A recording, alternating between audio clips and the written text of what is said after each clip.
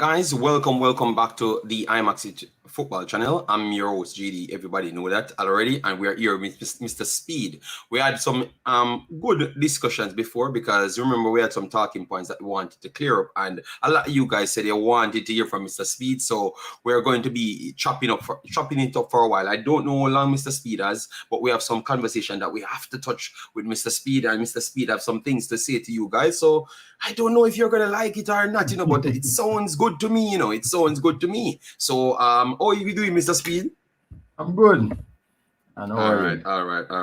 I am fine, just working on a few things, loving the fact that we get Jamaica in the limelight, heard that the Ximinis contract went through and everything. We wanted to touch that with you so you can share some knowledge to the people and everything, a lot of those things going on right now. And obviously when I contacted you about the JPL problem that I saw and people complaining to me, like to say that the youths them can't get a break because a team that used complete a whole host of young kids to qualify for the JPL. It's like a JFF and the JPL rules trying to stop them from playing. So can you enlighten us on that a little bit more? Because we don't know what's going on with us already on the TVJ, and obviously we should think it's true. So we want to hear from you. So the JFF has operated, started out, the Premier League used to be an amateur league, right? Over the years. Then we decided that CONCACAF, have a CONCACAF leagues that is played by professional teams, no amateur teams. USL, so over the years we were progressing towards professionalism of our league. So there was the rule was always there. It's not any new rule. There's a rule that said we had to have 35% professional players. That's where we started first. Then it went up to 50%. Each club had to have 50% professional players. Then it went up to 75%. And then in 2017, it went up to 100% in 2017, which means you must have 100% professional players. Every player must have a contract to play in the Premier League.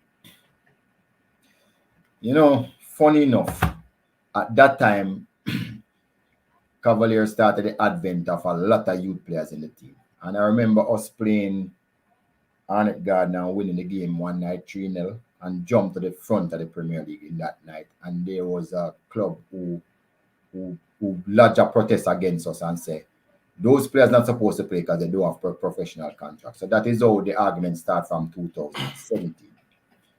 When we look at what was happening, we wrote CONCACAF and said, CONCACAF, come on, a lot of these players want to still go to college. Some of them don't want to mess up their eligibility. They're not sure if they want to sign a contract yet.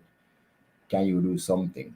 And we recommend between both of us who worked out from 2017 that each club could play with 5 amateur players up to the age of 19. So it's not even that amateur players to any age. It's up to the age of 19. But if you start the competition before you're 19, you got to 19 during the competition, then you can continue to play. So that is the rule from 2017-2018 season. Then everybody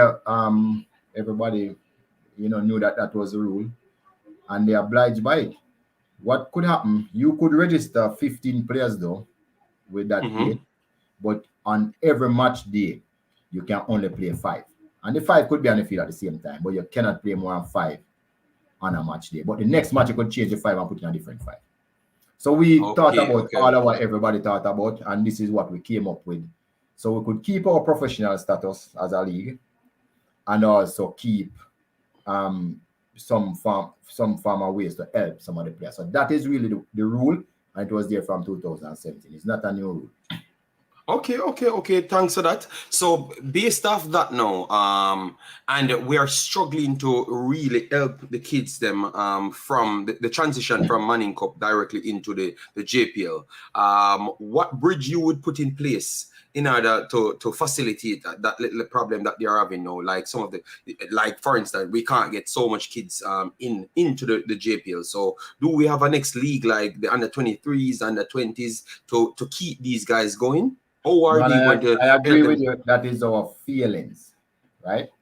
So before I reach there, So I must say to everyone on the chat, the Premier League is not a development league. It's your showpiece league. It is the league that, depending on your Premier League, the status of the country is determined depending on your Premier League. All the top countries have top-class professional Premier League. MLS, Costa Rica, Mexico, Canada, they all have top-class professional league where every player should have. And we were discussing it before. There's no way we can compete with those countries if we are using amateur players. And then you expect us, when we come at the national level, we are going to be competing against the countries that are using pure professional players who eat, sleep, play football, everything. So the professional league is not for development. I just wanted to make it clear. It used to be in the past, but we have changed that since 2017, and it's supposed to be a strictly professional league, and we're supposed to be improving it, make it better and better every single year, so we can compete with the other professional leagues and countries in our CONCACAF region, and that is what the professional league is for. Now, your question that you asked me, we do not have enough development leagues, and it's something that we should work on. But to carry back our professional league to development league, it won't happen. So there's one league that we introduced last year, and it's the Tier 2, which is played in every single parish, and is a semi-professional league. That was clear, that league is a semi-professional league, which you only should have 35% professional players in the Tier 2. That's where we start. So all the players who believe that they want to further their career, they could start out in the Tier 2 and build it up. And then the very good ones, 14, I mean, as I said before, it could be 10. So 14 times 10 could be in the Premier League. There's no limit to the amount that you can register, by the way. You can only play 5. That's really. Okay. So basically, what these guys, okay. So like Chapperton Maroons now, they advance to the JPL now. So basically, if those kids, some of those kids don't get registered as professional players, they have to just stay back in the Tier 2 in order to keep their development going. Right. So let us talk about that now. Because that is the trouble now, No, but me and you know that 90% of kids want to get scholarship. They don't want to play in any JPL. They don't, nobody fool yourself. They don't want to play in any JPL. That is really the reason why they don't sign the contracts in. Because they don't want their eligibility to be. So let me explain. So Jamaica law says from your 13 years of age, you can sign a contract with an employer. So there's nothing is stopped. And FIFA law says if you're under 18, but they never say what the minimum figure was, minimum age was. They say if you're under 18, you can sign a professional contract for 3 years maximum, but your parents have to agree. So all those Chapperton Maroon players, they can sign a contract if they want. And it will be legal. So there's nothing stopping them from signing a contract. The Jamaican law says if you sign a contract, they must not work for more than 40 hours a week. They must not work overtime. The work must not prevent them from going to school. And there's a few others. I can't remember all of them because I'm not a lawyer still, right? So the thing is, nobody that plays for Chapperton Maroon, if they want to sign a contract, they can sign a contract and play as a contracted player in the league. Wouldn't be an issue. Okay, I'm glad that you cleared that up. So kids, if you want to play and you want to play in the JPL, you have to just sign the contracts. And obviously consult a lawyer so they can give you the stipulations in between, because we're going to get into these contract conversations, all right? Because we have a next big thing that we have to call Mr. Speid in, because Mr. Speid was one of the persons that brought Ximinis to the fort. And Ximinis go overseas because obviously a lot of people want to push themselves. So we saw Ximinis now. We get it clear now. So the main but hold on, just before you go, I have one last point to add. The problem why the players in school don't want to sign a contract is 2. And I don't blame them either. 1, they want to be able to go to college still as an amateur. And 2, ISA has a rule that says if you're a professional player, you cannot play in the school Dacosta Cup. So that's what I wanted you to tell me, man. That is the problem. To tell me. Yes, that is the problem. Okay. That's what I wanted. No, then we can't switch over to the Ximinis conversation. We have to stay here then. So, guys, let me know in the comments. And guys, share the live, and smash the like button, man. And because Mr. Speid giving us some good conversation. So that was the problem. So I think when people come here and talk about the story, they should add everything to it. So the kids them don't want to sign because they still want to play the Manning Cup, because the Manning Cup gives you the biggest appeal. So now we're getting it. So I think it's more of the Manning Cup rather than college. They want to go. Look here, 90% of the kids want to go to college. Don't matter what. Because I have lost players like Rochester to college, Henry to college. Even we were playing. I don't remember what his name was. And his thing for not signing with us was that he wanted to be able to go to college if he chooses. But no, he got a professional contract now, but that was what he was saying all along. Okay. All right. So because we don't know when Mr. Speid is a busy man, so we don't want to take up his time, So Mr. Speid, because clearly I was actually talking to you on this one, so I really want to have the conversation on this one, the Tarick Ximines, because Ximines made a good solid move on paper. We don't know how it's going to materialize as yet. They said it's a 2.5-year deal. But and the club registered, when you look at the club, Cercle Brugge, they are one of the biggest, they're one of the best performing clubs in Belgium. Belgium is ranked 13th in the world right now at this point, or at least in Europe. They're ranked 13th in Europe. You have a problem with the big jump from a player coming from the JPL and the schoolboy to just go straight there, and then have to go down to the under 23s. So, listen, everyone, deserve a chance to probably do. I mean, Bibi Gardner did jump from, he was a national player and he jumped straight into the Premier League, and he was one of the best Premier League players for years on top of years. So it's not like it's impossible, right? But what we have to be mindful of is you put the player in a league that him just can't manage, and because of that you stifle his career when you could have started him lower and then gradually move him up. Because he's a youngster, he could have probably started lower, and just like a Paris who started at 18, but by the time he was 22 him kind of reach a decent standard. So Jamaica is ranked 13th in CONCACAF. Belgium is ranked 13th in the world. Yes, it's a big jump. And those big jumps is usually difficult for you to settle in and play competently, so the coach believes in you. In Bibi Gardner time, he played in the World Cup, so there was no in the World Cup, quality. He did well in the World Cup. There was no doubt about his quality. So even the coach who bought him could have said slot him in the starting lineup without even thinking, because that's what they bought him for. But when you're in a development stage and the competition is so fierce, clubs and agents, them have to be very, very careful where they start out these players, because a lot of them just get lost. If they and don't go to the extent I would think they should go. A lot of players we have like that. So yeah, I'm a little concerned. Okay, all right. So guys, let me know if you think it's a good move, because on face value, it would be a good move. But I've always told you guys, remember, I'm here, I know the difference between, you hear Maggie and those guys tell you the fart. Maggie said he never even know that. Maggie, Mr. Speid should hear Maggie talk about the transition between Jamaica and Belgium. It's like Maggie describing space, because he said everything is different.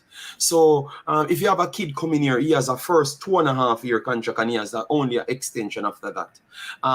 Kids learn faster, so I will give him that, because he's a kid, so he can learn a little bit faster and fit in with others faster. As you can see, you have a lot. We are showing the ages of the other guys them in the academy at this point. That's he's going to directly play with. The big team has completely different levels players, but definitely these are the ones that he's going to start with at this point. All I'm saying is the transition, like the language barrier, because don't follow people. There is a language barrier. It's not everyone turn up on a pitch knows the same language as most of the people coming from our region. They don't, and not everyone know English, especially in those countryside of Belgium. I don't think everyone knows the languages and stuff. Some of them coming with French, some coming with German. So I'm just hoping.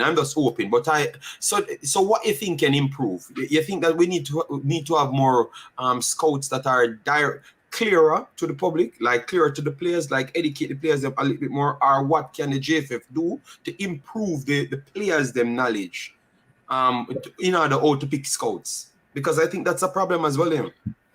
Right. So the JFF, we know that we are behind in terms of, look, first problem we have is football knowledge. As I said before when we were speaking, you know, I've spoken to coaches in Europe.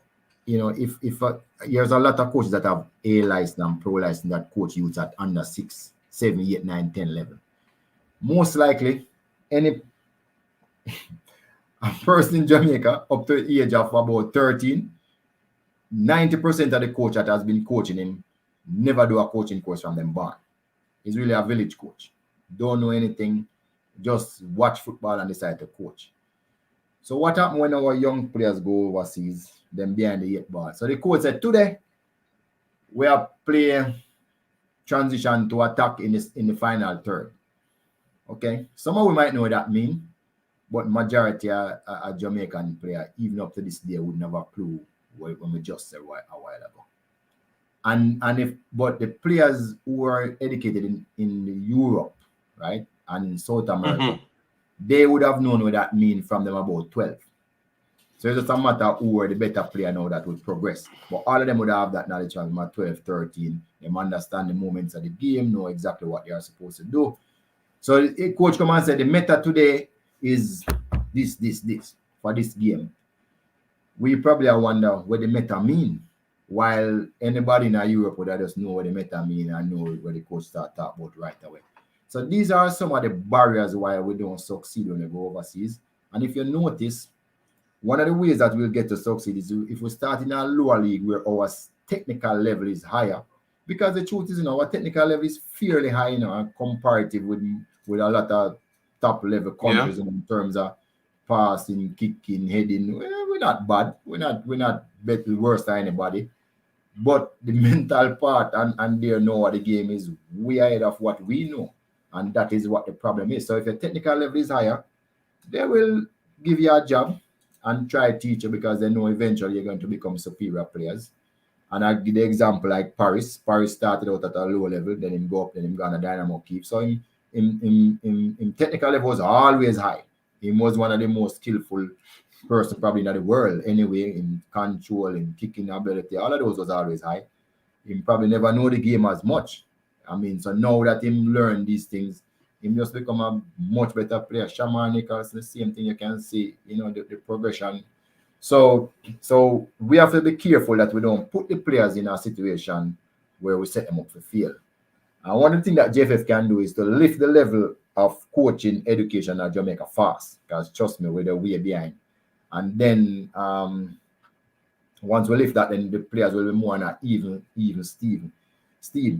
I believe that Jamaica can be ranked in the 20s, based on our physical ability, our technical ability. What we really lack. In the 20s, I think the 20s will be a little bit tougher to reach in the 20s. But if you say that it's 30, 38, 35, I would give you that at this point. We have been there already, we have been there already. No, I know that, but that was that's a long time, Mr. Speid. That's a long time. Now it's hard. But the FIFA ranking system, it's possible that Jamaica can go down in the 20s. You know why? Because the rankings does not really determine who is the 20th best teams. It's because of your confed. So you just need to be dominant in your confed and you can go down in, I think, top 20s. Because it's hard at this point because you're explaining every single thing and all of those things that you're talking about, Mexico and United States have it in abundance. And now Canada come spending their ways. Africans will be upset with me on that, but they're spending money to get up there in the region very fast. So they are gathering all of those things. So if you said that we could rank, right? Eventually, you know, I'm not talking about right now, you know. Eventually, if we put everything in place. I'm just saying if we put everything in place, the coaching, the organization, with the physical talent that we have and the technical talent that we have, I think we can rank in the 20s. That's what I mean. I don't mean maybe, I don't even mean in the next year or two, you know. I'm talking about eventually if we get everything right. Okay, all right. Fair enough. All right. So yes, so thanks everyone that came in, man. Guys, we have 84 already in here. Thanks very much. Massive respect, man. Ask away a question. You drop it in a super chat so it highlight. We have to put it on the screen so Mr. Speid cannot hide from it. Yes, but thanks very much. No problem. But we have to touch this topic because Mr. Speid started with youth.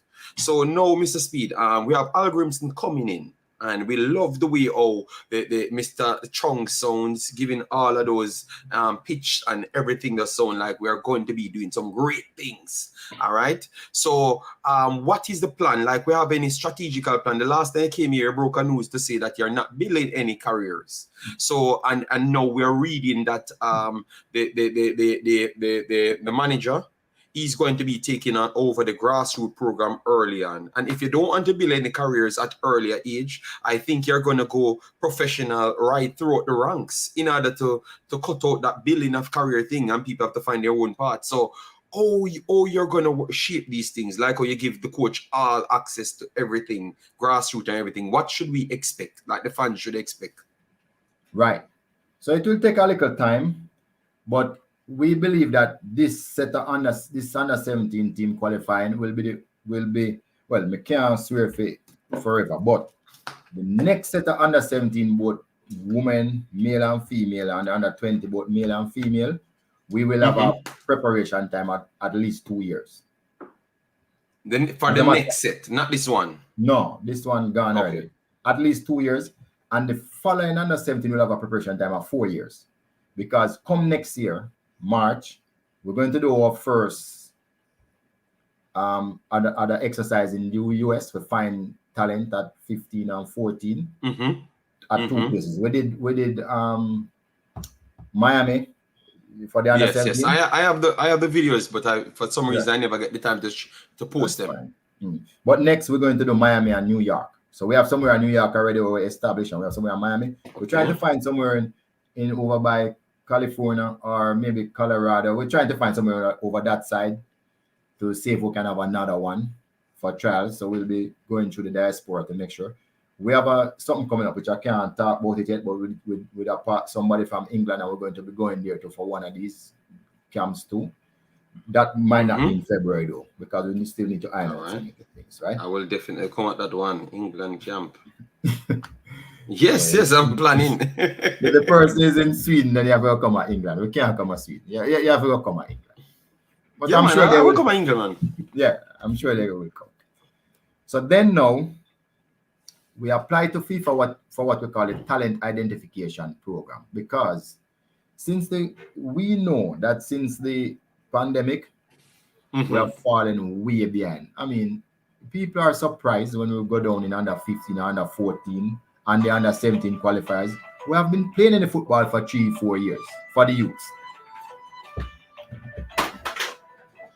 All right, so guys, just drop your comments. So I will get to it at time. Mr. Speid look like people call him. You remember, Mr. Speid is a busy man, so we understand, you know. Yeah. I understand. So we haven't been playing any football. So if you're not playing any football and other countries came back before us, how are you going to have development? And it's not the football nation fault. Remember, our government was like Ayatollah when it comes to the pandemic more than anybody else in the world. They locked us down. They wrote me letters threatening police on me when I trained. They were like really tough on us. So you know, all the football programs just mash up basically. It's a really comeback, you know, 2 years in a row, but the parishes hasn't gone back online. So we can unearth every single talent. So we left a lot of talent behind. You know, even when we feel those teams and everybody cussing, say, the under 20 do this and the under 17. Come on, people. They were not playing. There's no way they could keep up with a USA who came back long time, or, you know, other countries who came back long time. So that was a problem. But this time, the FIFA has a talent identification program, which, you know, Wenger is in charge of, and we are an active participant in it. they have told us in no uncertain terms that they are not joking. They want us to get full-time coaches for the 2-year full-time manager. They mustn't coach no other team. So we're going through all of that process. Oh, okay, all right. Right. So we're going to be turning over every stone in every parish, grassroots. We're going to have under 15 teams, one under 15 team in every parish. So they're going to put up under 15 teams together. We're going to have a tournament, extensive tournament, to make sure that, you know, we look at all the best players in the parish. We're going to keep a database under 15, under 13. Well, we could, it depends on what we need, because we could play under 14. It depends on what we need. And depends on the year that we're going to need the players for. I remember the under 17, depending on the girls that need a 16-year-old. Yeah, yeah, right. So all of that is going to happen. Then then we're going to go to the clubs and say you must play under 17. That is the 24 semi-pro and professional clubs. So you must play under 17 competition. You must play. We're not asking if you don't play, you're not in the Premier League, you're not in the Tier 2. And we're going to do the same thing for it. We're not sure about the under 20, but we're sure, so we're going to do it for the under 17. So what we're trying to do is to build a player pathway. So a player who wants to play for the national team, understand, play for your parish team, find a club team when you finish play for your parish team. The good thing about the Tier 2 competition is that there's a team from every parish. While the Premier League, there's not a team from every parish. The Tier 2 competition has a team from every parish. So once you're a part of that outfit, you'll get to play in the under 17 competition. And that is why we say we're not building your career for you. Go and play where we're going to see you, where you're going to be on display all the time. The coaches come and see you. There's going to be games in Kingston, all over Jamaica. You're going to have a semi-final and a final, so everybody will be able to see you. So that is the plan. We have to build what we call a elite youth competition, so you can't hide.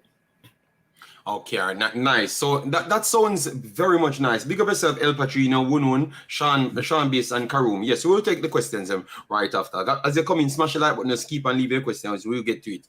The first thing now, and I'm glad you cleared up that. So it's all of these missing in action for Jamaica was due to money and due to the COVID-19, where in which everything go back in the backlog, because we had an under 15 competition here, which I wanted Jamaica to go in, because remember they said that that's where most of us fall off, at the under 15 levels. But the biggest under 15 competition, Jamaica was on the list, you know. And the Asian, obviously they call me Asian. They call me everything, because I'm the only person that dialogue with everybody in the CONCACAF region. I'm not a sellout for Jamaica. I just talk to the people. So they called me to ask you guys if you're going to participate, because the under 15 was a good competition, you know. They won it 2 times in a row, you know. How in the world Jamaica never get a chance to go there now? And what will happen to those kids? Because you're on the list, so they know that they should make the competition, but yet still never make the competition, and so that was a big competition. So the one that we went to and we didn't do so well, we couldn't train in Jamaica. The minister said no way, we couldn't have one training session. But Mr. Speid, one kept 4 months ago, right? 4 or 3.5 months ago, and Jamaica was in the lineup. Jamaica was in AD's group. So what happened? What took place there? No, I can't recall what is the exact circumstances, but I think we didn't have enough visas or something like that. But I can't remember the exact circumstances. Wow. Okay. But again, we don't have anybody training or playing in the competitions. It's like you're going to be just picking up a set of players with visas, basically. And you don't think that would have been helpful just to see, or you think it would have been waste of money, worse that you don't have enough capital at the time, so you guys would not take that risk because you don't think we're going to learn necessarily enough then, basically? No, look here. Last year, you know, and probably the year before, after the pandemic and after we went to, after we spent a lot of money on the male and female team to qualify for the World Cup. To play in the World Cup qualifiers. It was a lot of money. And we had it really, really tough. And as I said before somewhere, look here, it's when you don't have the money, anybody can look incompetent. And a lot of the instances, we just can't afford to do what we want to do. We just can't afford it. We see this year, we believe that we are on a better footing based on all our projections. And we think we'll be able to do much better. In addition to that, FIFA is actually having some programs that we can take advantage of. So we're looking at doing those. Okay. All right. So, guys, you got that one about the under 15. That's the reason why we never participated in under 15.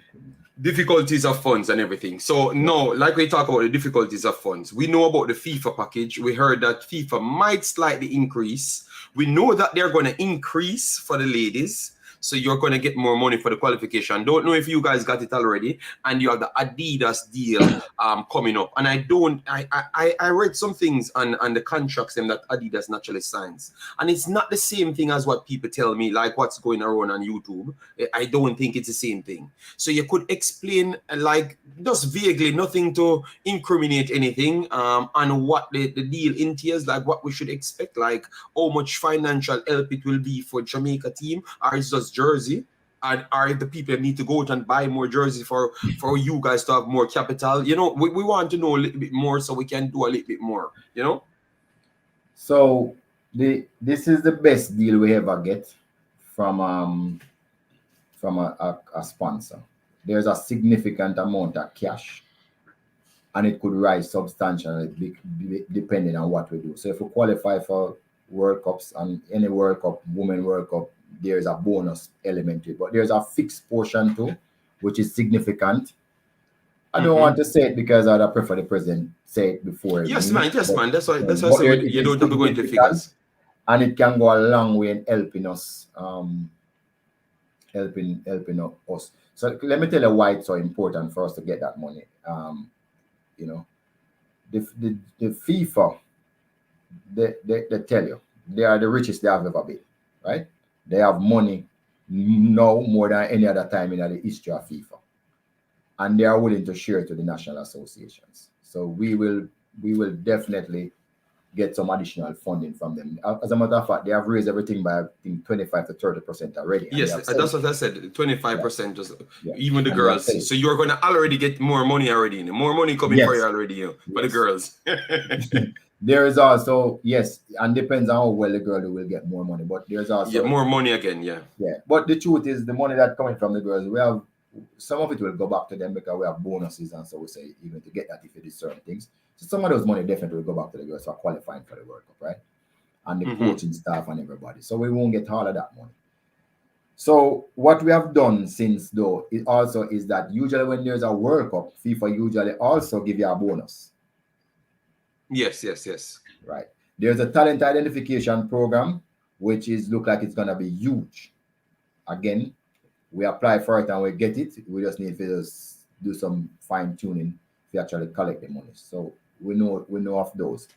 There's an emergency funding that we can also access, which we're going to try and make sure so we get in a position to access. Help with traveling, etc. and those things. And you know, look here, when we go away and we have to take these flights, it's because we can't afford to charter a plane. It's not because we don't want to, but we just can't afford to. So, but the money that we're getting, why the money is so important to us that we're getting from the deal, all the money that FIFA gives to you, they put them in find the right word. You have to tell them what you're going to spend it on, and you have to stick to it. You don't have no... Yes. You don't have no... You can't... No wiggle room. Exactly. Yeah, exactly what you say you're going to do. Yeah. You put them in a bucket, and if you don't do it, you have to show FIFA the money when they come. You can't use it. Yeah. But like when we earn money otherwise, like when we play matches and get that type of money for matches, or when we get like the ISA deal, or when we get sponsorship, not ISA, the Gears deal, or when we get sponsorship, those money you can use them the way you choose to use them. So that is why it's so important, and that is why it is so significant to us to get this money, because now we can use it for more development, or use it for anything that we think that should be done that does not come under the FIFA offerings. Because remember, FIFA is specific about what they want you to do, and you have to just do that particular way. So, yeah. Okay.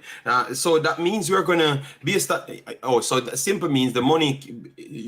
No, at least you said the last time, when you don't have any money, anybody can look incompetent. So now, even though you have money for specific areas, you still have money nonetheless. So you have money and limit. It doesn't matter how much money. I think it can't exceed over 10 million for the FIFA, but it's going 10 million US, that is. But it's going to be in between, I think, over the 5 year, over 5 million US dollars. So at least you will have that accessible towards the funding of certain development and infrastructures for Jamaica. But the additional funds like the Adidas and those stuffs can use some more well-rounded things like the traveling and all of those additional things that you want to spend on and stuff. Okay. To make life easier So now, if we get some appearance fee to go to wherever, Morocco, like when Morocco, they played at it, and we have to try. Yes. Yeah, we have to try budget the spend to come back to that, because we don't have any excess money to put against that. So that happened to us a lot of times. So we try to look for the cheapest. I mean, the last time, the players, even although sometimes a year we have such a big fight, some of the players are really nice, because when we were going to the last Canadian trip, they said they'll travel economy, economy premium. Them say it's okay, don't give us any first class ticket, because we know say we can't afford it. Because it's true, one ticket was like 10,000 US, 5,000 US for some, depending on where you're traveling through. And they said, no, we'll go economy premium. And they did, and they went on there and enjoyed the game. And it's some of those more collaboration we are hope this time we have with the players them, so we can just say to them, say, player, we don't have the money, our economy, we say, and if them say yes, and we just okay. So you think that in order to improve things like that, you have to start from early. So for instance, the new start towards the start to the World Cup, the new coming World Cup 2026 should start from now, so you can get these guys like the Mikel Antonios. I think he understands, because I heard him spoke aside, and he's literally looking players to come and play for Jamaica. This man, I think somebody, let me skip it, because I think this is what people would love to hear. What are we doing to integrate these players? Because they look like they love Jamaica and a lot of the other players, I'm telling you, because the people tracking things and send to me, and they are trying to scout players to come here, But it seems like the people inside Jamaica just don't have that respect for them, or they don't even know them, because I saw some clippings and some comments at times, and people say, yo, why we are bringing them bag of money when they come from the country, and and then I saw even a big official from Harborview call the man them rejects. When the man rejects, they come and hold up space for the youths. What we are gonna do for make the people just understand, say, I know the icing on the cake, because them love to talk about icing on the cake, In 1998, the Englishman was the icing on the cake. Why them understand? What we are gonna do for them understand, say, nowadays, maybe the Englishman them are the cake and we're the icing at this point. And we are trying to improve it. We are trying to improve it to go back to be the cake then. No, me try to put it the right word, so them understand what we are do for integrate the man them, for we can just we just have a team like Morocco. Morocco have a one, Mr. Speid, the Morocco team will dominate Jamaica, A one human being up on the bench, from out of the squad, Nobody else, nobody know, So then why we have to know the man them? Like, me not understand why, like. Just please educate the man, Mr. Speid. Why people want so? So we have a plan, right? And we try to flesh it out. So the plan what we have is twofold, and it's not a new plan. It's not like we invented it. So we always going to have a A team. That the A team, we don't care where the person come from, where they born, where they live, where they grow. Once them have a Jamaican passport and eligible for play, we're going to pick them. And we don't care if the A team comprises of players only from England or USA or Jamaica. It don't matter to us. That is why I made a statement. We're not making anybody career. Make your career. Yeah, but Mr. Speid, remember, they need people to buy the jersey them, So if you pick a bag of Englishman according to them, them don't know them. So what we are going to do for make them know them? Yeah, but who will buy the jersey? Because our jersey, the Jamaicans, they expect to buy the jersey. No, them talk like them are gonna buy. We know we're gonna buy it because we're gonna buy it online and them stuff. Exactly. So we know we're gonna buy it. Exactly. But them talk like them are gonna buy it. So at least we want them to have the opportunity to kind of buy it. Right. But no, we but are going to bring them closer finished, to them. I'm not finished yet still. So we are going to make sure that we have this other second team. Because remember, where the world is now, if it is not a FIFA window, you cannot get the best players. Just like how talk about the Chelsea players, Hutchinson. Outside of a FIFA window, you can't call the club. The club will ask if you come from in a cave. You can't call them. They're not releasing the players outside of a FIFA window. But we want to play other games. So we're going to have the local players, all the best local players playing. So what our plan is, if you have a FIFA window, we'll play one game with all of the top players and we'll play one game with the local players, and some top players will not play much. You see? Yeah. So we end up getting 3 set of players to actually be participating in the window. Or we play 2 with the top team and we play 1 with a local team. So that is what is a plan that we're trying to flesh out to make sure say local players get the opportunity. Now, if the local players play very well, of course the coach will bring up to the top team. Because he'll see me as an international player too. So everybody will get a chance. So nobody need to be saying, Mr. Speid, may I tell you, some of them stress out because Maggie fans, Maggie have a church, in a Jamaica, and I don't know how he get it, but him have a church in a Jamaica where they might say, yo, Ravel, pass the ball good, Maggie could have do it better. Some of us have wonder if we can just figure a way out to make the man just like, because the other day, Mr. Speid, we have Ethan Pinnock. Ethan Pinnock play 3 of the biggest teams in the world.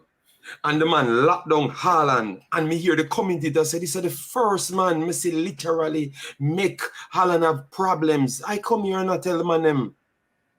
And the first thing I'm going to say, yo, I'm telling my youth, every day come with a bag of English man them. So it does not, because I heard, sometimes Mr. Speid, we are listening to the play them longer than you.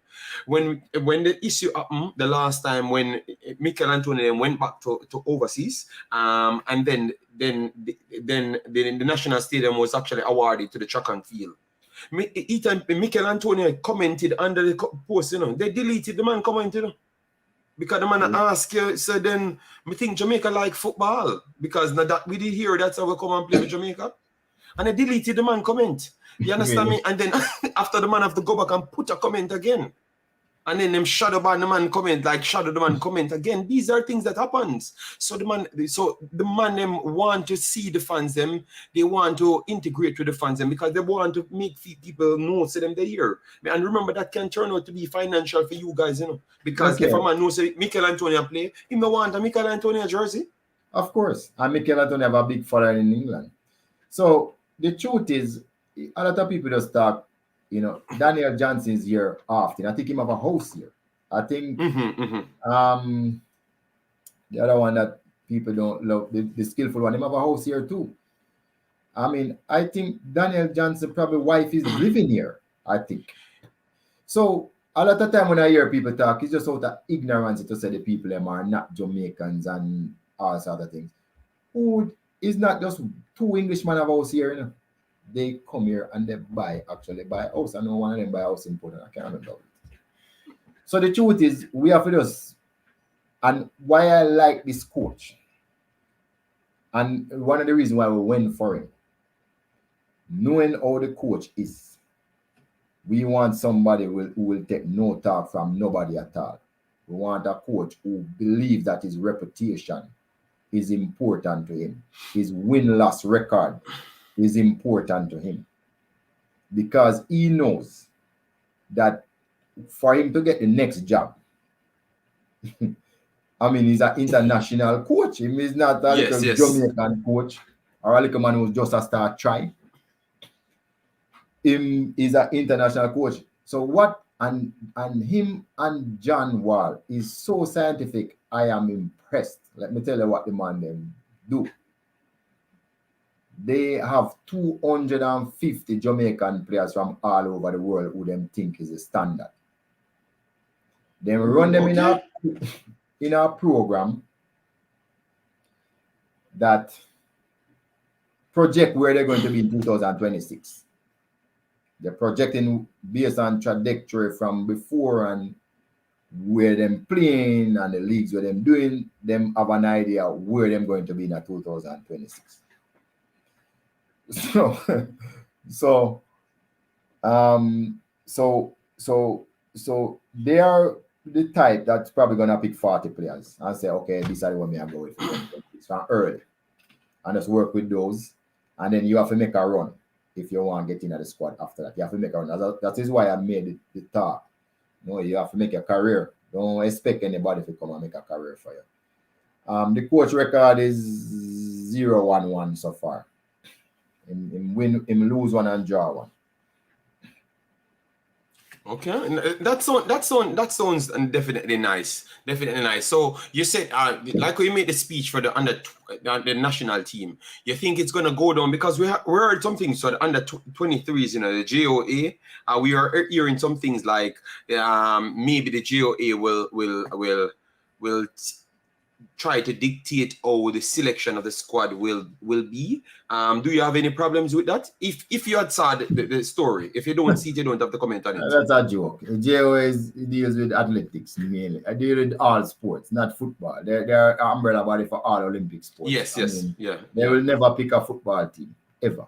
That can never happen. So that's out of the way. So for the under 20s now, like how we saw, because remember before, you were a man that really stand up and said, yo, I don't think some of them players I want to play, Well, the under 20s, the under 20s changed your mind when you saw all of those big name wonder kids saying that, yo, tell you what, I'm not play for England, a Jamaica me come in.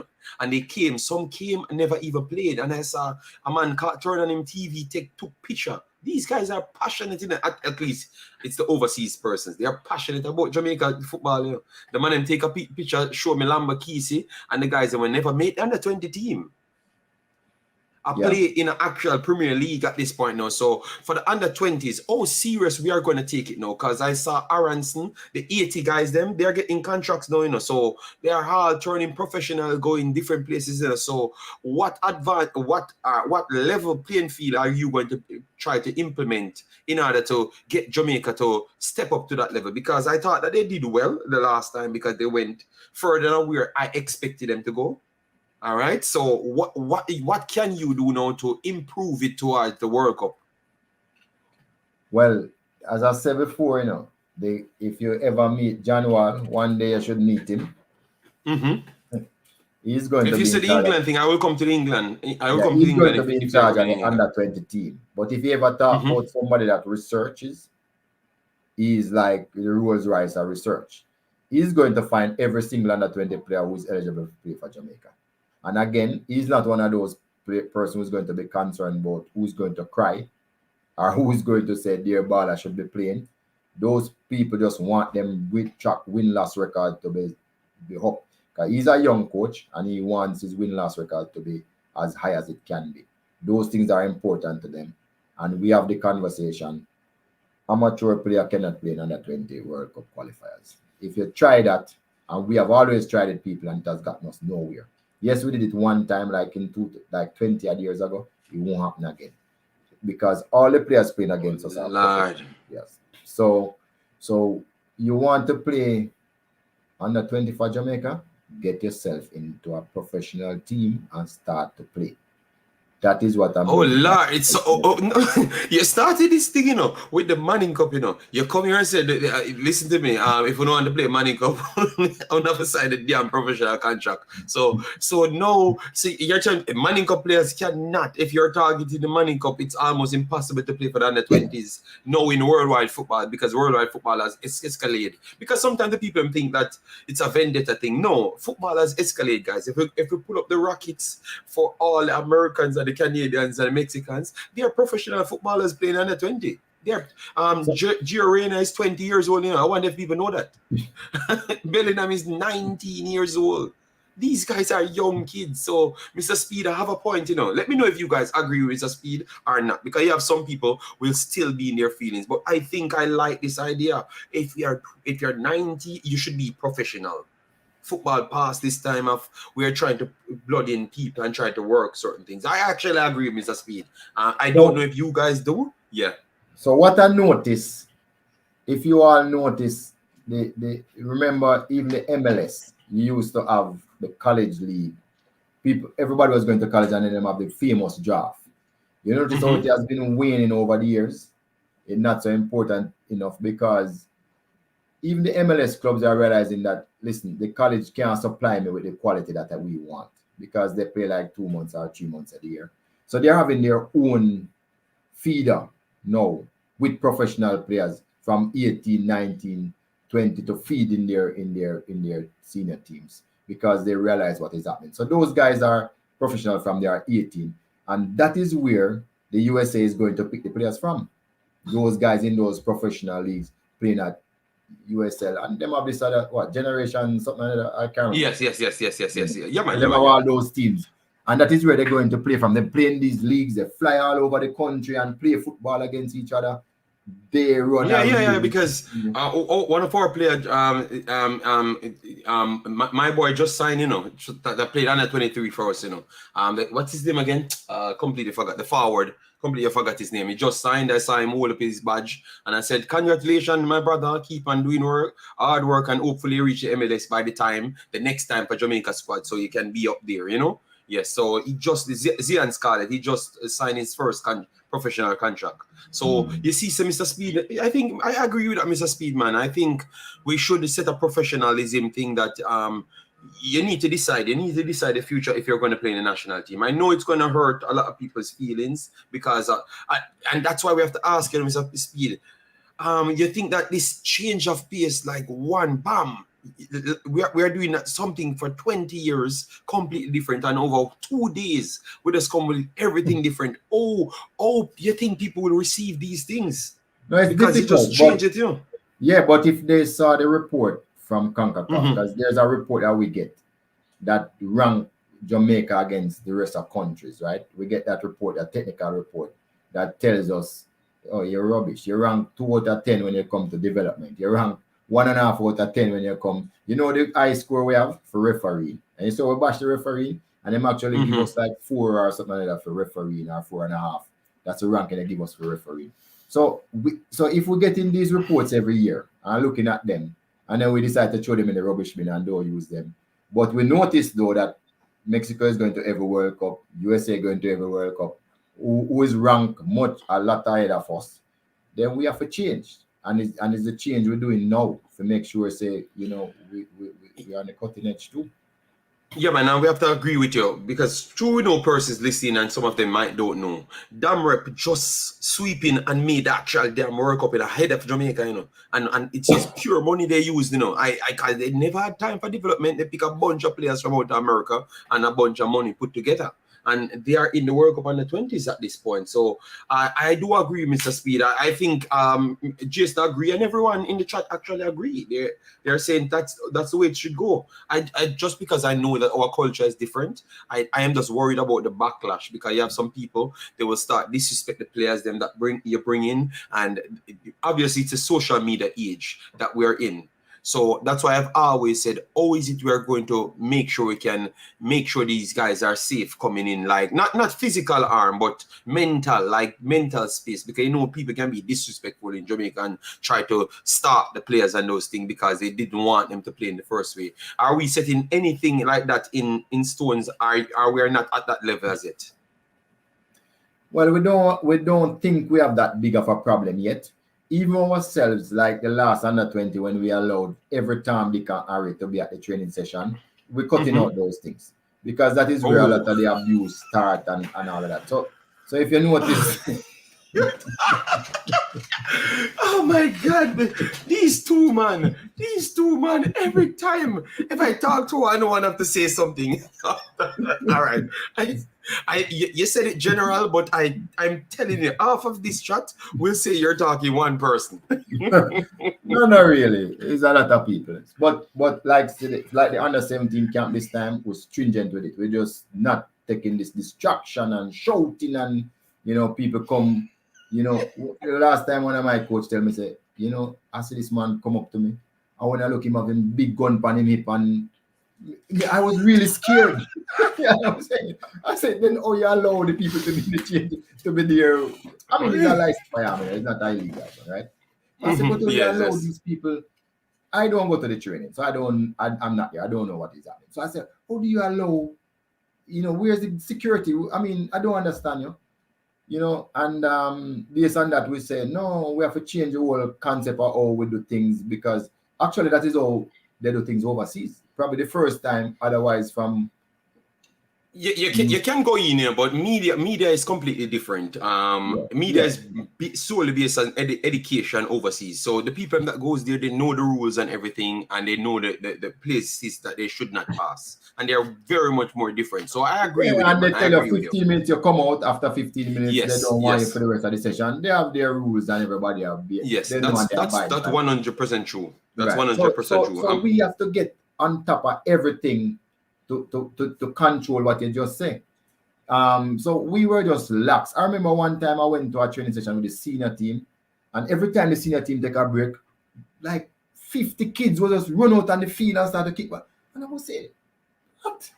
I mean, when you go to some countries, it's M16, the man have run.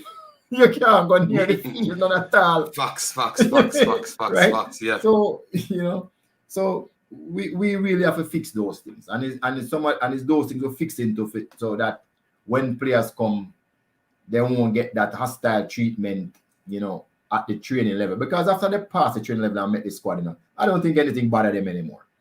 But if they just come to try out and they get in hostility, I think, so we're looking at those things. The other thing though is, we're not deserting our local players. So nobody for 1 minute believes, we are going to desert our local players, right? So at the lower level, and it's difficult not to have most of the Jamaican players at the lower level, under 14, under 15 level. You know why?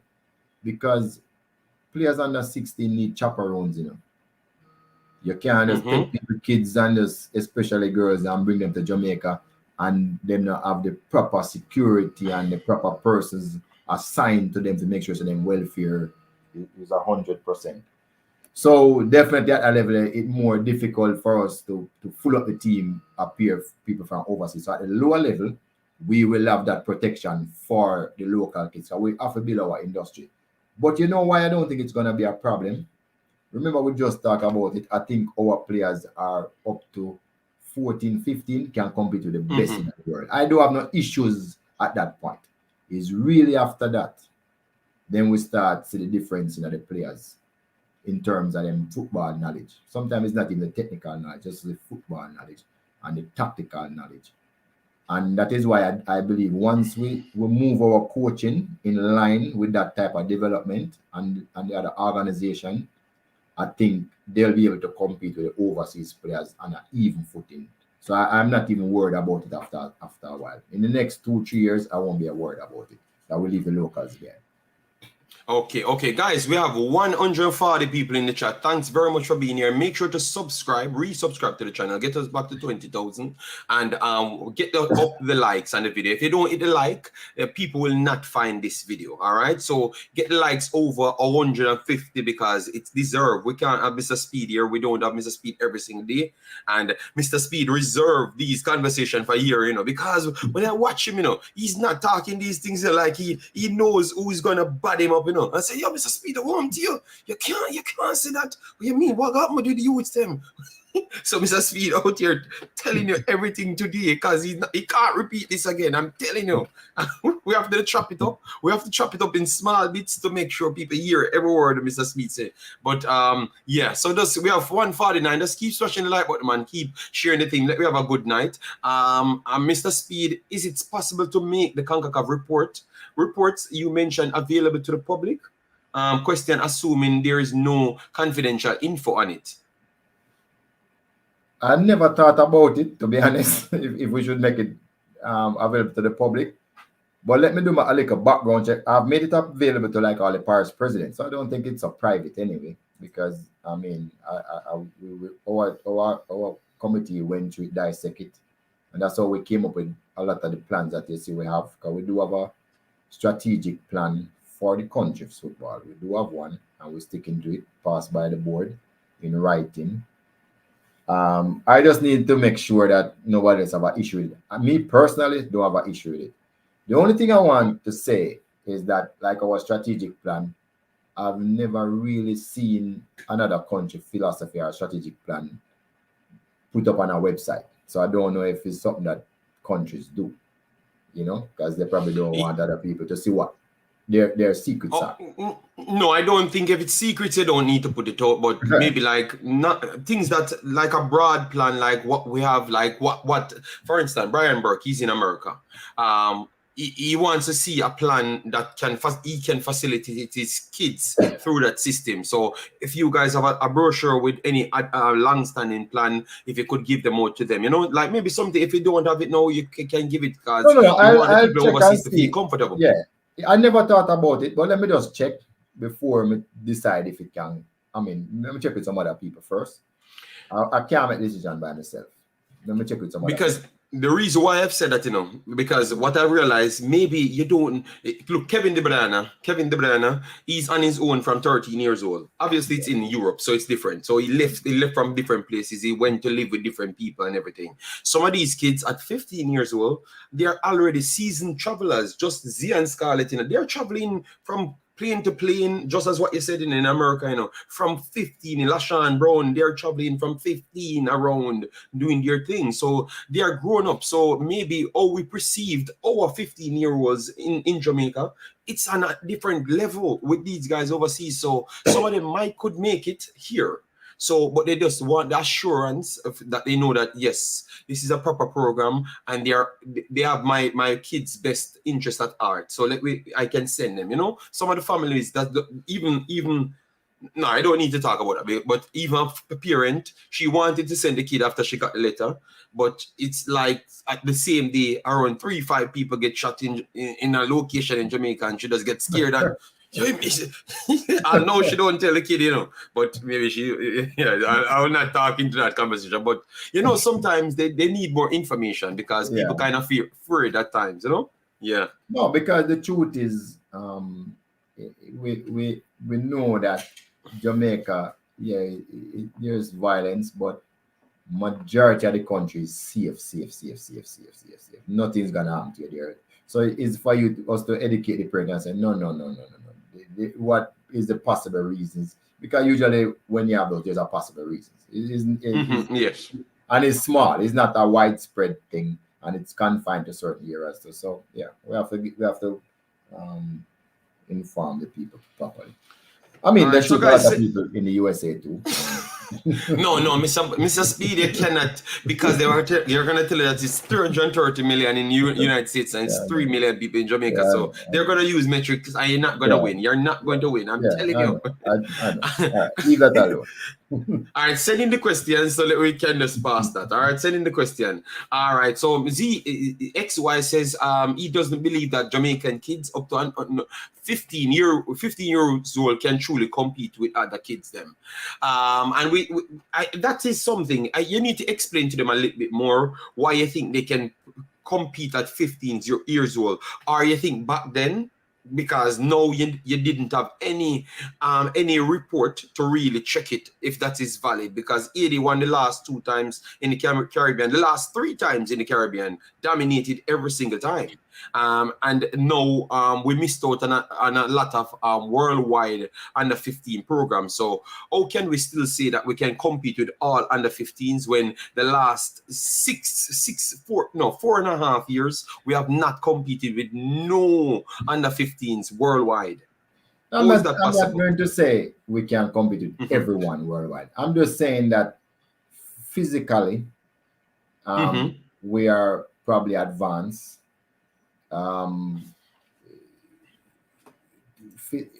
PS. I remember us playing against Tottenham Hotspur in under 15 tournament in Cayman, and they just couldn't manage busy. He was just unplayable with his PS. So I've gone to Sweden, and we have played against teams from Sweden. They also sooner that 6-0 we gave them because they couldn't manage our PS. This team from this La Liga, they just couldn't manage the pace that we run at. Nothing else. Okay. And we're not that crafty with football at under 15. And we have played against teams like FC Dallas 4-0. I mean, we've gone to Mexico in under 16 and we have one match against the host team. I mean, look, they are better than us in terms of coaching and tactical and all of those things. But I'm just saying that a lot of instances we are able to compete almost on an even speed with those teams at those age. I wouldn't be afraid of playing any team in under 15 with a good under 15 Jamaica team. I wouldn't be afraid. I'm not saying they're going to win, but I wouldn't be afraid. That's really what I want. That's right.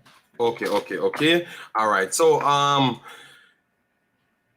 the national team, what should we expect? Because I'm going to bring up the Jamaica team so you can get the records if you don't have it directly. I know.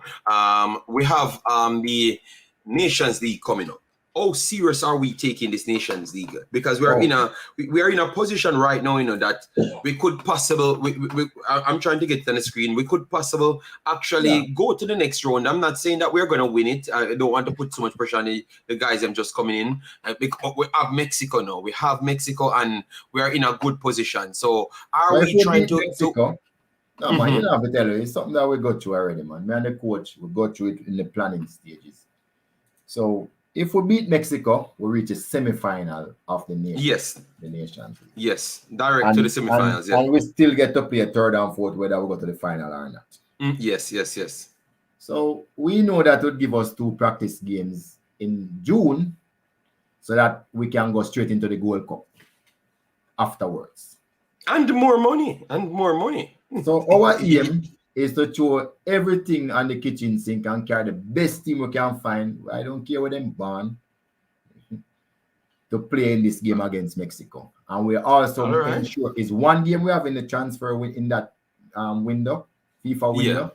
And we're going to make sure that we prepare properly before we jet go over Mexico to try and do the business. So we know how important that game is. It's probably the most consequential game for 2023. If we win that game, it just set up our program for the rest of the year beautifully. All right, so guys, make sure to look out for that game. Mr. Speid said they are trying to get everybody for that game because that game is very much important.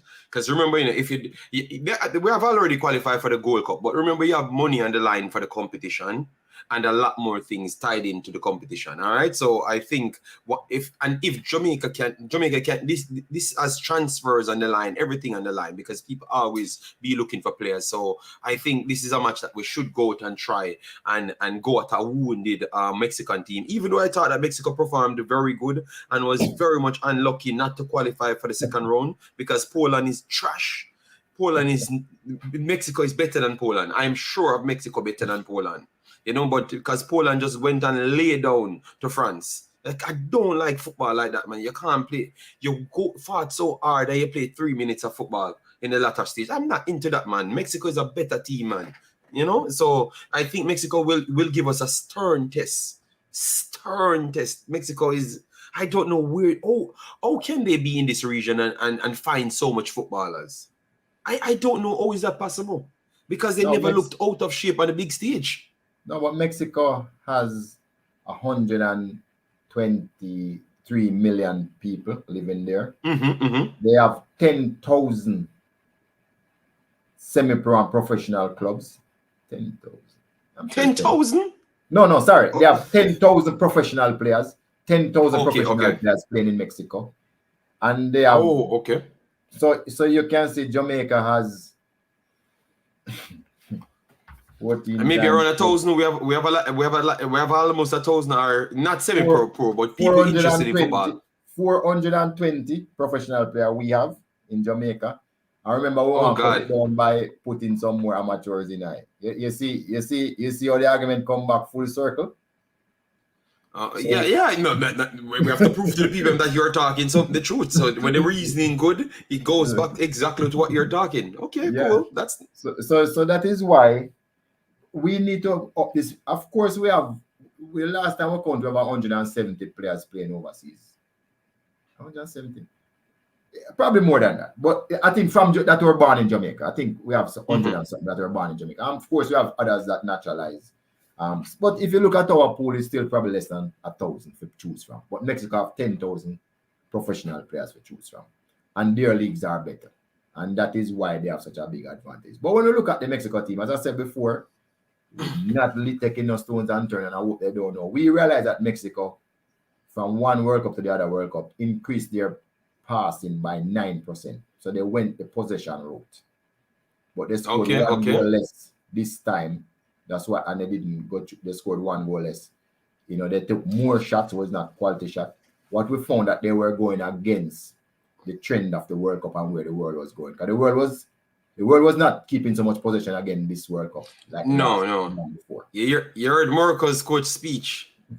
No, I didn't hear it, but he's burning out. You're going to pass 50,000 passes. I don't care.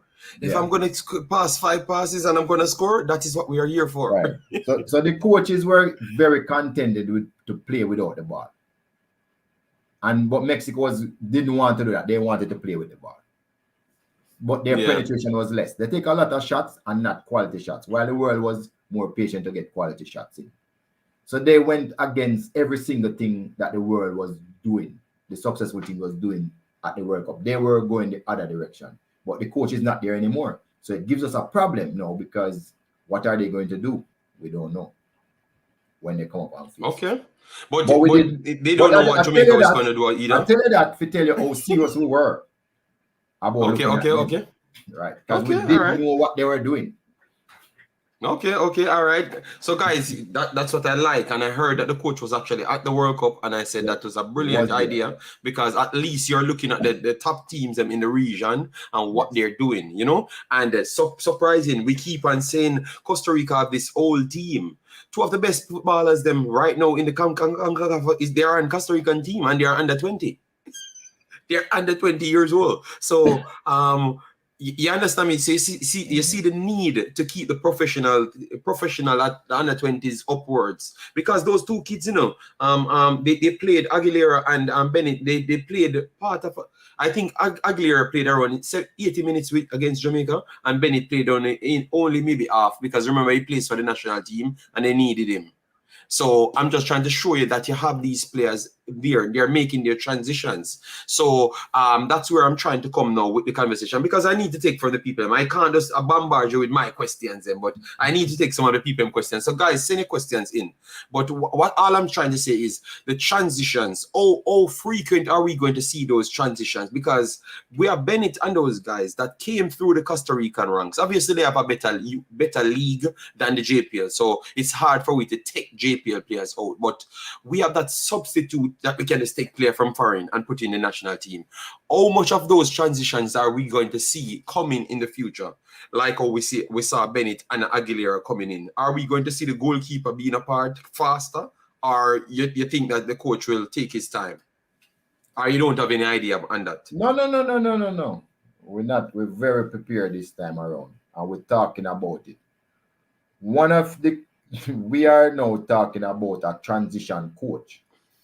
So he's going to assess the players. We don't know if we'll employ the person, but we're talking about it. So it's a good start. So the transition coach is supposed to transition the player from under 20 to the senior team. He's supposed to work with that player, you know, under 17, under 20, to say, hey, look here, you need to do this and this and this and this and this and this.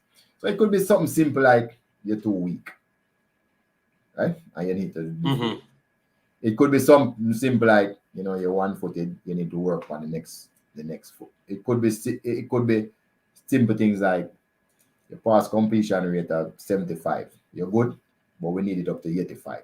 So we're going through all of those conversations. As I said before, some of it is all about money, but we're not skipping any beat now. We know what we want to do, and we're having all of the conversations about. So we're talking about an active transition coach from the lower league to carry the players up to the senior team.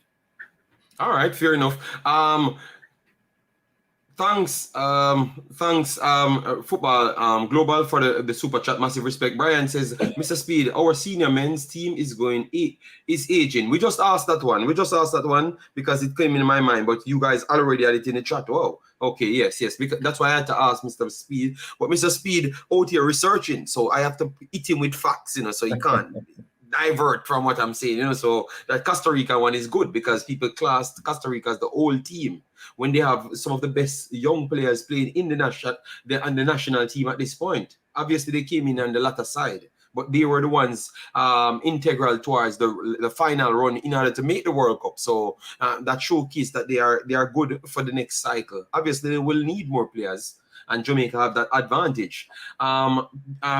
A DJ Geek said, Imaxit football, just a reach. I don't know if this was asked. Amari Hutchinson, good for the upcoming squad for these games. Mr. Speid explained that part to say that they tried to get him the last time, but obviously he's in a professional. He's in the Chelsea's main team. It's hard for you to get players out. No, it's impossible. They're not going to send them. Yes. They're not going to send them. So only way you can get them is when the FIFA windows. Yeah, but what we have to ask, you know, is it directly now? Because if you make this man play 4 or 5 games in the way them a lad, him and talk about him at the next Hazard, you know. Oh, he's on the board for we have to cap this man.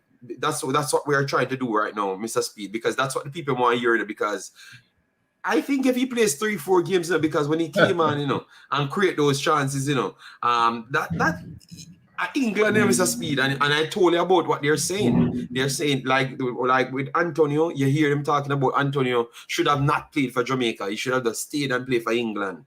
So they kind of have a little attitude against Jamaica stealing the players them. So are we trying to get Hutchinson immediately? You know, I said this a lot of times some people try to not to listen to what I say. I really don't interfere in who the coach picking up. I don't know who is going to pick next or who is trying to pick. We just discuss policy, plans, and how we make life easy for the coaching staff and their teams. I don't even go to training sessions. I don't know who they're going to pick, who I'm going to call. I don't know if him like Hutchinson or if him don't like Hutchinson. I don't have those conversations because I really don't need to know those things. So I really don't know. But I know that if me and him speak about players and he's searching every player in the galaxy that have Jamaican connection, and he told me they have 250 players that they're looking at, I would be flabbergasted to believe that Hutchinson is not on it. Yes, okay. Well, that makes sense. But we just want to make sure. Why I asked the question like straightforward is just because I know that he must be on that list. Like he's one that will be on the list, you know? Yes. So and Giovanni asked the same question as well. All right, damn, the question are coming. Yo, guys, at 2 hours my plan here. Mr. Speid up on better time than me at what, 5 o'clock for Mr. Speid? Or 6 o'clock? 6 o'clock? 6:09 now, yeah. Okay, at 12:09 for me now, you know. So Jamaica now get Hutchinson until he can't play for England. No, don't say that. Don't say that. The guy came for the under-20s. I don't know what took place with the under-20s, why he never played. But he came here, so you can't say a man that came here would not want to play for Jamaica. I know, we can't look at it that way, Mad Vibes. And remember, sometimes the kids, they might be watching it, so you can't tell the kid that he doesn't want to play for Jamaica when he tried to come. And there was a significant event, you see, for people to follow the game. Remember when England played in the Euro and England missed all those penalties? You remember what happened to some of those players? Yes. That is that significant event. I don't know. I don't think I need to explain it anymore, but that was a significant event. Yes, and I think a lot of these guys made their mind up. So I don't think we're going to get them twisting so easy. You're going to get a lot of them, man. Yes. Hutchinson will be in the England U20 squad if we are not careful. I think he's going to come here. If it's not one, I think he's the one that will choose Jamaica. And the next one that was actually at Arsenal as well. Kido Taylor Art. He seems like he really likes Jamaica. DJ Gigs. Imaxit. I know it got to be on FIFA window for him to be released. Okay, yes.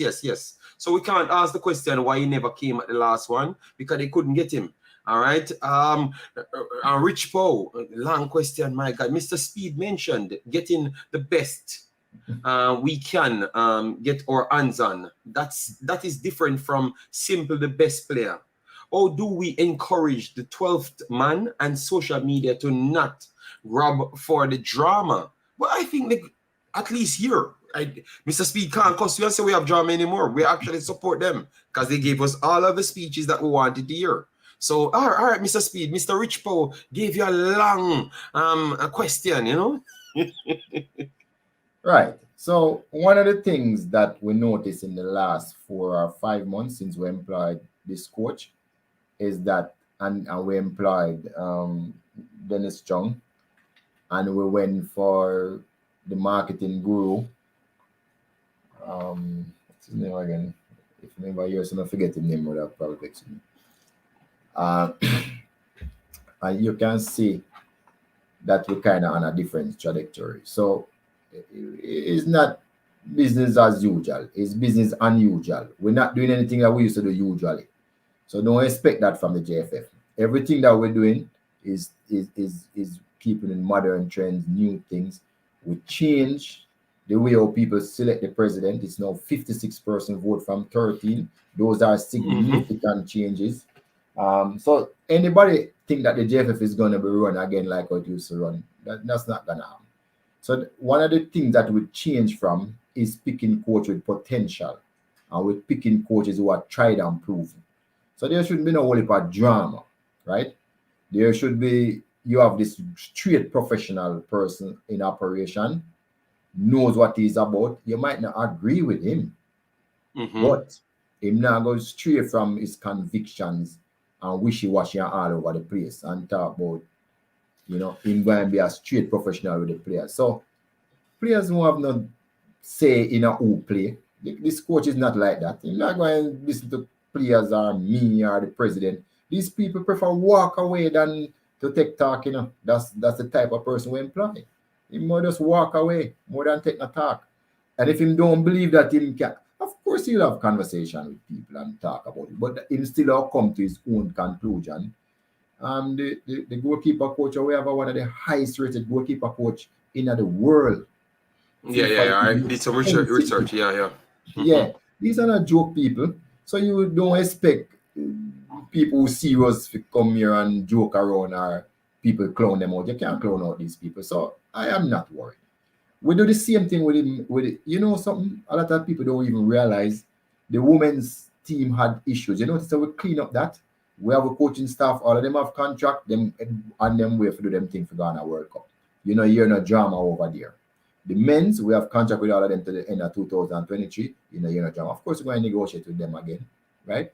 But if you notice, it's just one or two isolated incidents, you know. You know, no drama, you know. You notice, you know, no drama. We're up front, something come up, Chung, address it up front. Them come up with the 5-player rule, something foolishness. You see me address it up front. We have people that address every single thing up front. You might not like the answer, but we have to address it. We now hide, and we'll tell you what our opinions are. You might not agree, but we put it out front and tell you what it is. This is not a comment to JFF anymore. Okay, so straightforward. What took place the last time? Because at first I thought that maybe a lot of things never made or qualify, but we realized that the cohesive bonding was not in the team. You're saying that that's not going to fly this time around because the coach looking to make sure those are the strengths. Yes, because these are proper coaches. He understands team building. He understands team building. That all the persons. And I spoke to him, and if him say, "Oh, I'm not afraid to crack the whip. If a player don't want to be a part of it, I'm not afraid to let them go," and I believe him. All right, so people, I'm very sorry. You know we have a split audience sometimes, but tell you what, any player you see on the field, that simply means that the player that want to represent Jamaica. Period. All right. So nobody feel away if you don't argue. If you don't see the player, you see the player don't get picked because the player don't look like him, either the quality to perform Jamaica or either the quality, the art to perform for Jamaica and what is required by these coaches. That's, I don't know. People might believe that with my talk to Mr. Speid because I've been saying the same things. I think this is the man where I gotta come and do these things. This is exactly what I expect. That's why I wanted a person like this to come here. Because I know that these mans get paid, they have the reputation in line, and they want, when they leave here, they can get a next job. So they want to do a good job here to say that they came in the CONCACAF and did a super job. So we are ready for the next task, or we're going to re-up. we want more money from Jamaica or something. You know, something is on the line for them. So they are trying. It's not just them that being here, they want the money. No, something is on the line for them. So yeah, I like that answer, Mr. Speid. What are the policies? What are the policies you have in place for express procurement of players' passport? All right. I'm not an administrator, you know. I'm not an administrator. That is definitely, I am technical. That is GenSec admin team manager, which is administration. That's not, I can't help you. I'm sorry. All right. JD, drama is all over the world. Is JFF deal with the players? No. I think the coach have to do his job. The coach come here to do his job. JFF should not interfere. The man said, listen, that player don't good enough, or I don't think this coach plays a bad seed. He just don't be in the team. Simple as that. And Jamaica people just need to just realize that the man come for make Jamaica qualify. So stop with the friend thing. I think these drama, you know, lead by the friend things, you know, like the people just prefer a set of mans, you know, and them don't care about Jamaica, you know. That's what I said on my program, Mr. Speid. A lot of them people, them don't want, and the Jamaica them love, you know, the man them love, you know. Because them a fight for a set of man. Them not fight for Jamaica. Sorry. I forgot that I'm Jamaican. But all I'm trying to say is they are not fighting for the cause. They are fighting for the individuals. Because remember, you know, when I just came here, you know, never knew what's going on in the Jamaican category, you know. Built my video when I heard the story about man won 7,000, you know. And when I did my research, I'm seeing that, okay, America get 13,000, the highest paid one. Mexico, 6,500. Jamaica no better than Mexico, so where you want $7,000? But England get 2,000. Yeah, but England 2,000 is not like pay. They are just getting some little stipend here and there, and they give it to charity. They don't want it to, friends to give them money to charity. But all I'm trying to say to the people, and they burn me out, you know, a man call me and tell me my mother and who I work for JFF, JFF get overseas man now for come and tell them lie. And I mean, I say, no, I'm just trying to see how far the money can stretch, because me know look here, we can't afford it anyway, so it don't make no difference. We just can't afford it. After we go the World Cup qualifier, we broke. We use up everything. Charter flight. Come on, we couldn't even pay somebody. But if you never deliver the quality, you cannot ask money because you are getting money at your club. Other players from Mexico getting money at their clubs, because Jamaica don't have the highest paid players them. Especially the players them that's asking for a contract never earn the highest paid. You have the same Mexicans them in the same league in the MLS getting more money than the Jamaican players them. So if they are taking less money to play for their country, that's a thing. So I think all of those things was just propagated by people rather than we just need to go out and love the country. That's all I'm gonna say. Bless up yourself, Pagan. Massive respect. Any updates with the YouTube page, Mr. Speid? Okay, all right. This is YouTube page. Okay, all right, Mr. Speid. All I can say to you is, we now put in a marketing committee headed by Chris Derry, which is top class, right? And we're in the process of employing a marketing director, which is our next top person from corporate Jamaica. Those person will be responsible for all of those things that you're asking me about. I'm technical, so we don't have any. We don't have a commercial site as yet. That's what I would call it, a commercial site. Include all of those things. But I am sure the people that I just tell you, headed by Mr. Chris Derry, they will fix it in who are you going to sign? Because you need to sign the superstars them, you know. So you need to sign some of the superstars them to come and connect the bridge with the people, you know. Yeah, so you need to sit down and think about that. I can't help it, Mr. Darren thing, and the other person we are almost there now to sign on a new marketing director. So those people take care of that.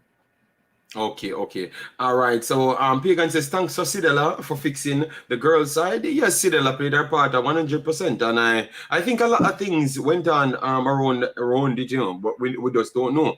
Shakpo said, glad for this interview. Well, it's Mr. Speid planned it this year. Mr. Speid did plan it out and you know, because I asked Mr. Speid for something and Mr. Speid said, yes, I'm gonna come on. So I don't know, Mr. Speid planned it.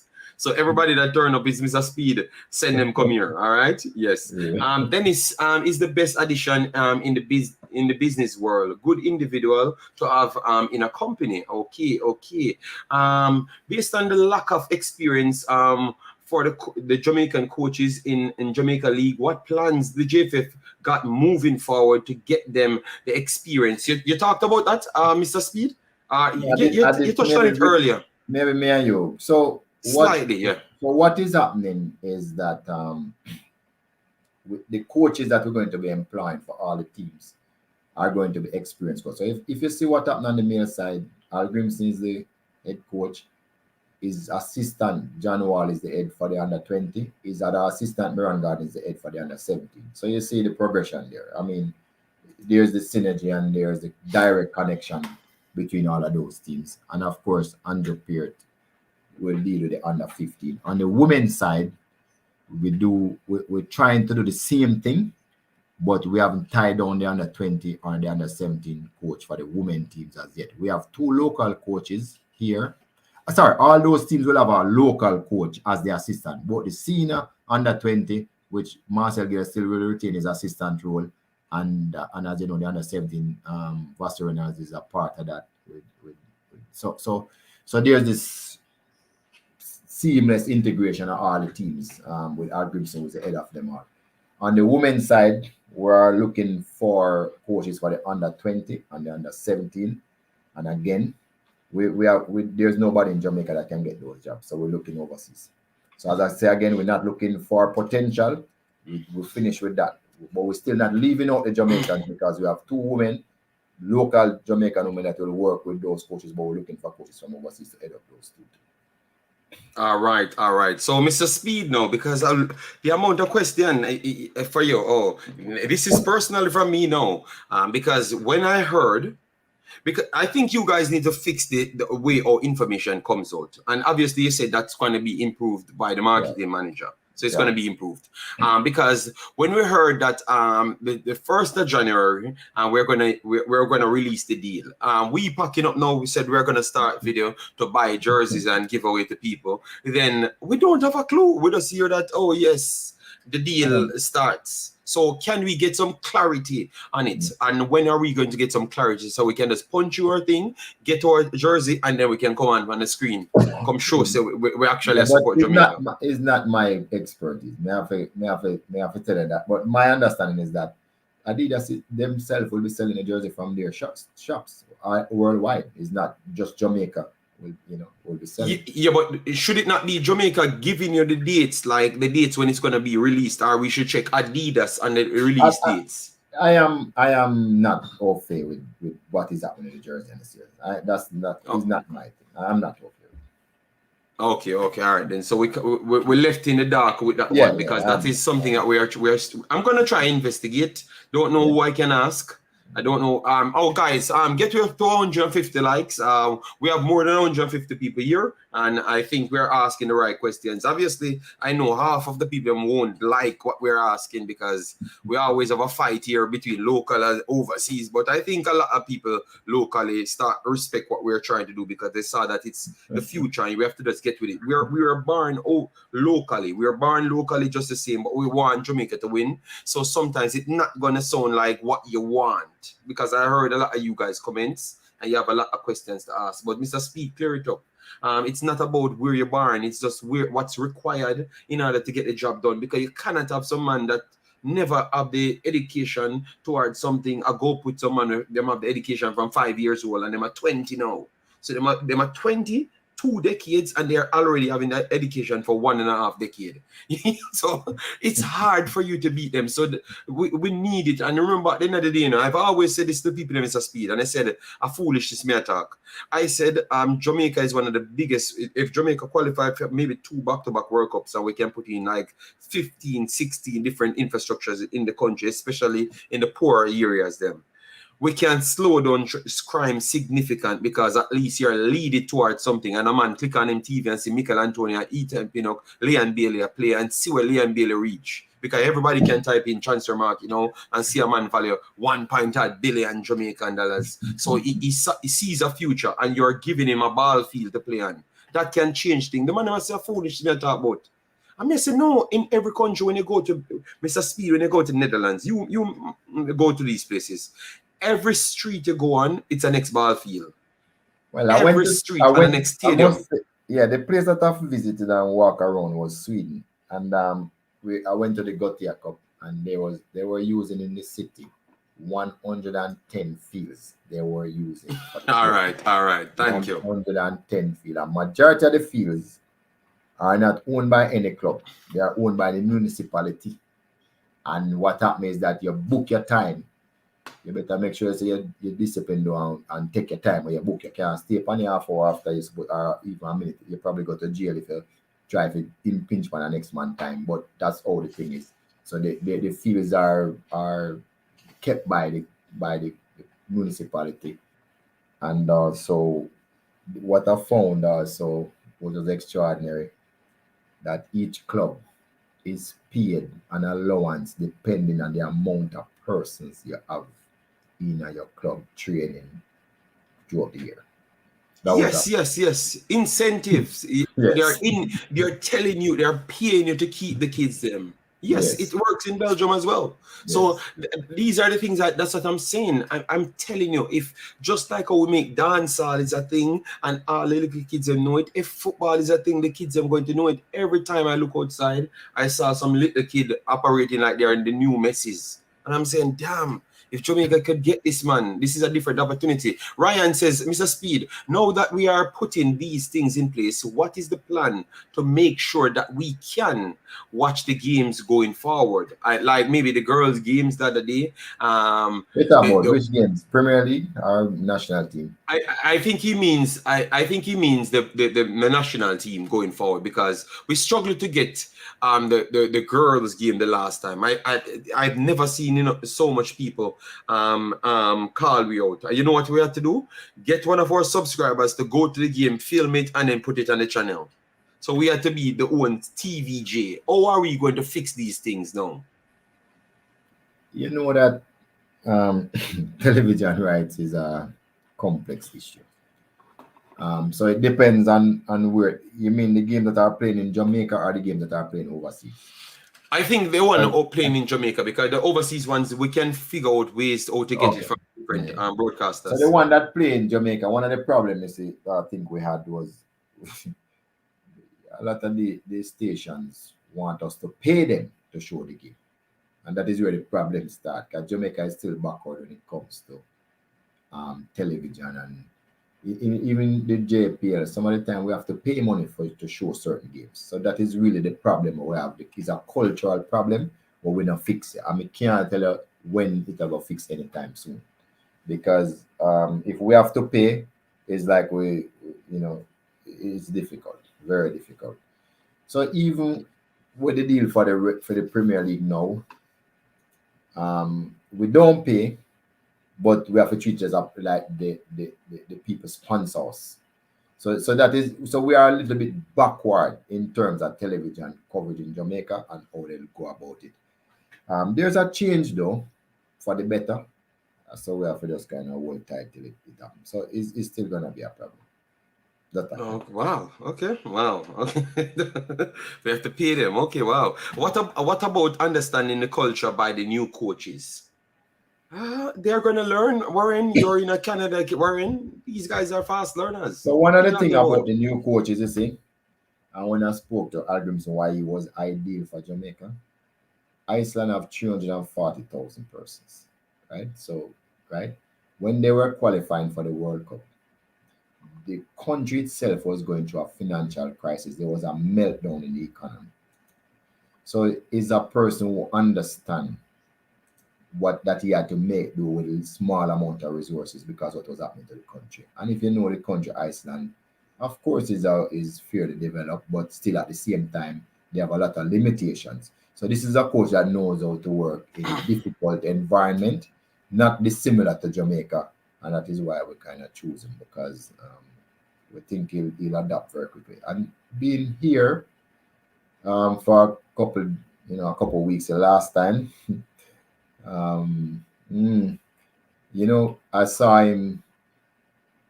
Some guys was digging up a place outside of the place that he stayed, because he stayed in a gated community. And he was out there taking the picker and digging too with the guys. I mean, it was just amazing. He said he was doing it for exercise, but this is the type of person, based on where he came from, Iceland. He's very friendly, willing to mix with the crowd, willing to do whatever they are doing, very active. He's coming with his family. I don't think it's gonna be an issue for him to integrate and learn the culture. As it relates to John has been here numerous times before. So Jamaica is not a stranger to him. When we went to Sweden, he was there also. We saw him in Sweden because he's Swedish. And the Grumpy, he has been all over the world. He is the person who has traveled all over the world, working for FIFA, teaching coaches, goalkeeper coaches how to coach.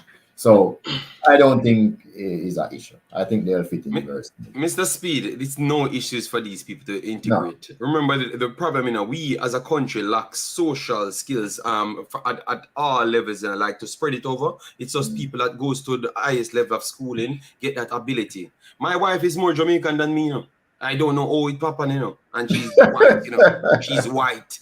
And so they just have that natural skill. My little 9-year-old kid, 7-year-old kid, she's just, the teacher said she never saw persons like her. It's just natural. These people know how to socialize, so I don't think you should worry about that. Yes, Pastor and Cataract tell me that my wife are more Jamaican than me. They never know, Mr. Speid, they never knew that you speak her language, because when she change over to Jamaican, you can't believe, Mr. Speid, they would have dropped down. They said, geez, how this possible? Belgium have some the speech patterns. You wonder how them do it. They can change from one different language to a next language. Weird. But look, she's not gonna come on these things. She already talk about every time I come on I try to save Jamaica and the people don't like me. Yeah, but I'm telling her she have to understand where I come from. She not gonna understand. She come from Belgium. Question boss asking if we have, according to Mr. Speid, a new style JFF, JD and Mr. Speid. Do we need, listen to me? In a Mr. Speid conversation, Mr. Speid a year, Mr. Speid interview, say talk to Mr. Speid. Do we need a new style / approach social media? No, but why are you concerned about social media? No. But look here. If Chong is willing to come and talk to people and talk upfront, I'm willing to come all the time. There must be a change in how social media view the JFF, because you'll have the information. Is when you don't have the information, then people assume and suppose and talk what they feel is the right. But if people are willing to come up front and talk, and I tell you can call Mr. Chong any day and he will come on the program and have a chat with you about anything. So just do it. And then Mr. Speid, the president, I told you it was because I couldn't get my daughter. My daughter was busy with the dancing class. I have to go to dancing class, in a Jamaica this. Yeah. So I have to go to dancing class and I couldn't make it. So I thought that the guys, they were willing to come and talk, because obviously these are things that they need to iron out. So they came, but I just couldn't make it on that day. And they said I should contact him back. But I said I'm not going to contact the president, because I text him and the text is on the phone. And in foreign countries, we deal with respect. So if he doesn't read my message, I'm not going to text him again. Was a time, you see, no. There was a time that is the phone that I think you have wasn't working for about a month or two, So I think that okay. In that period.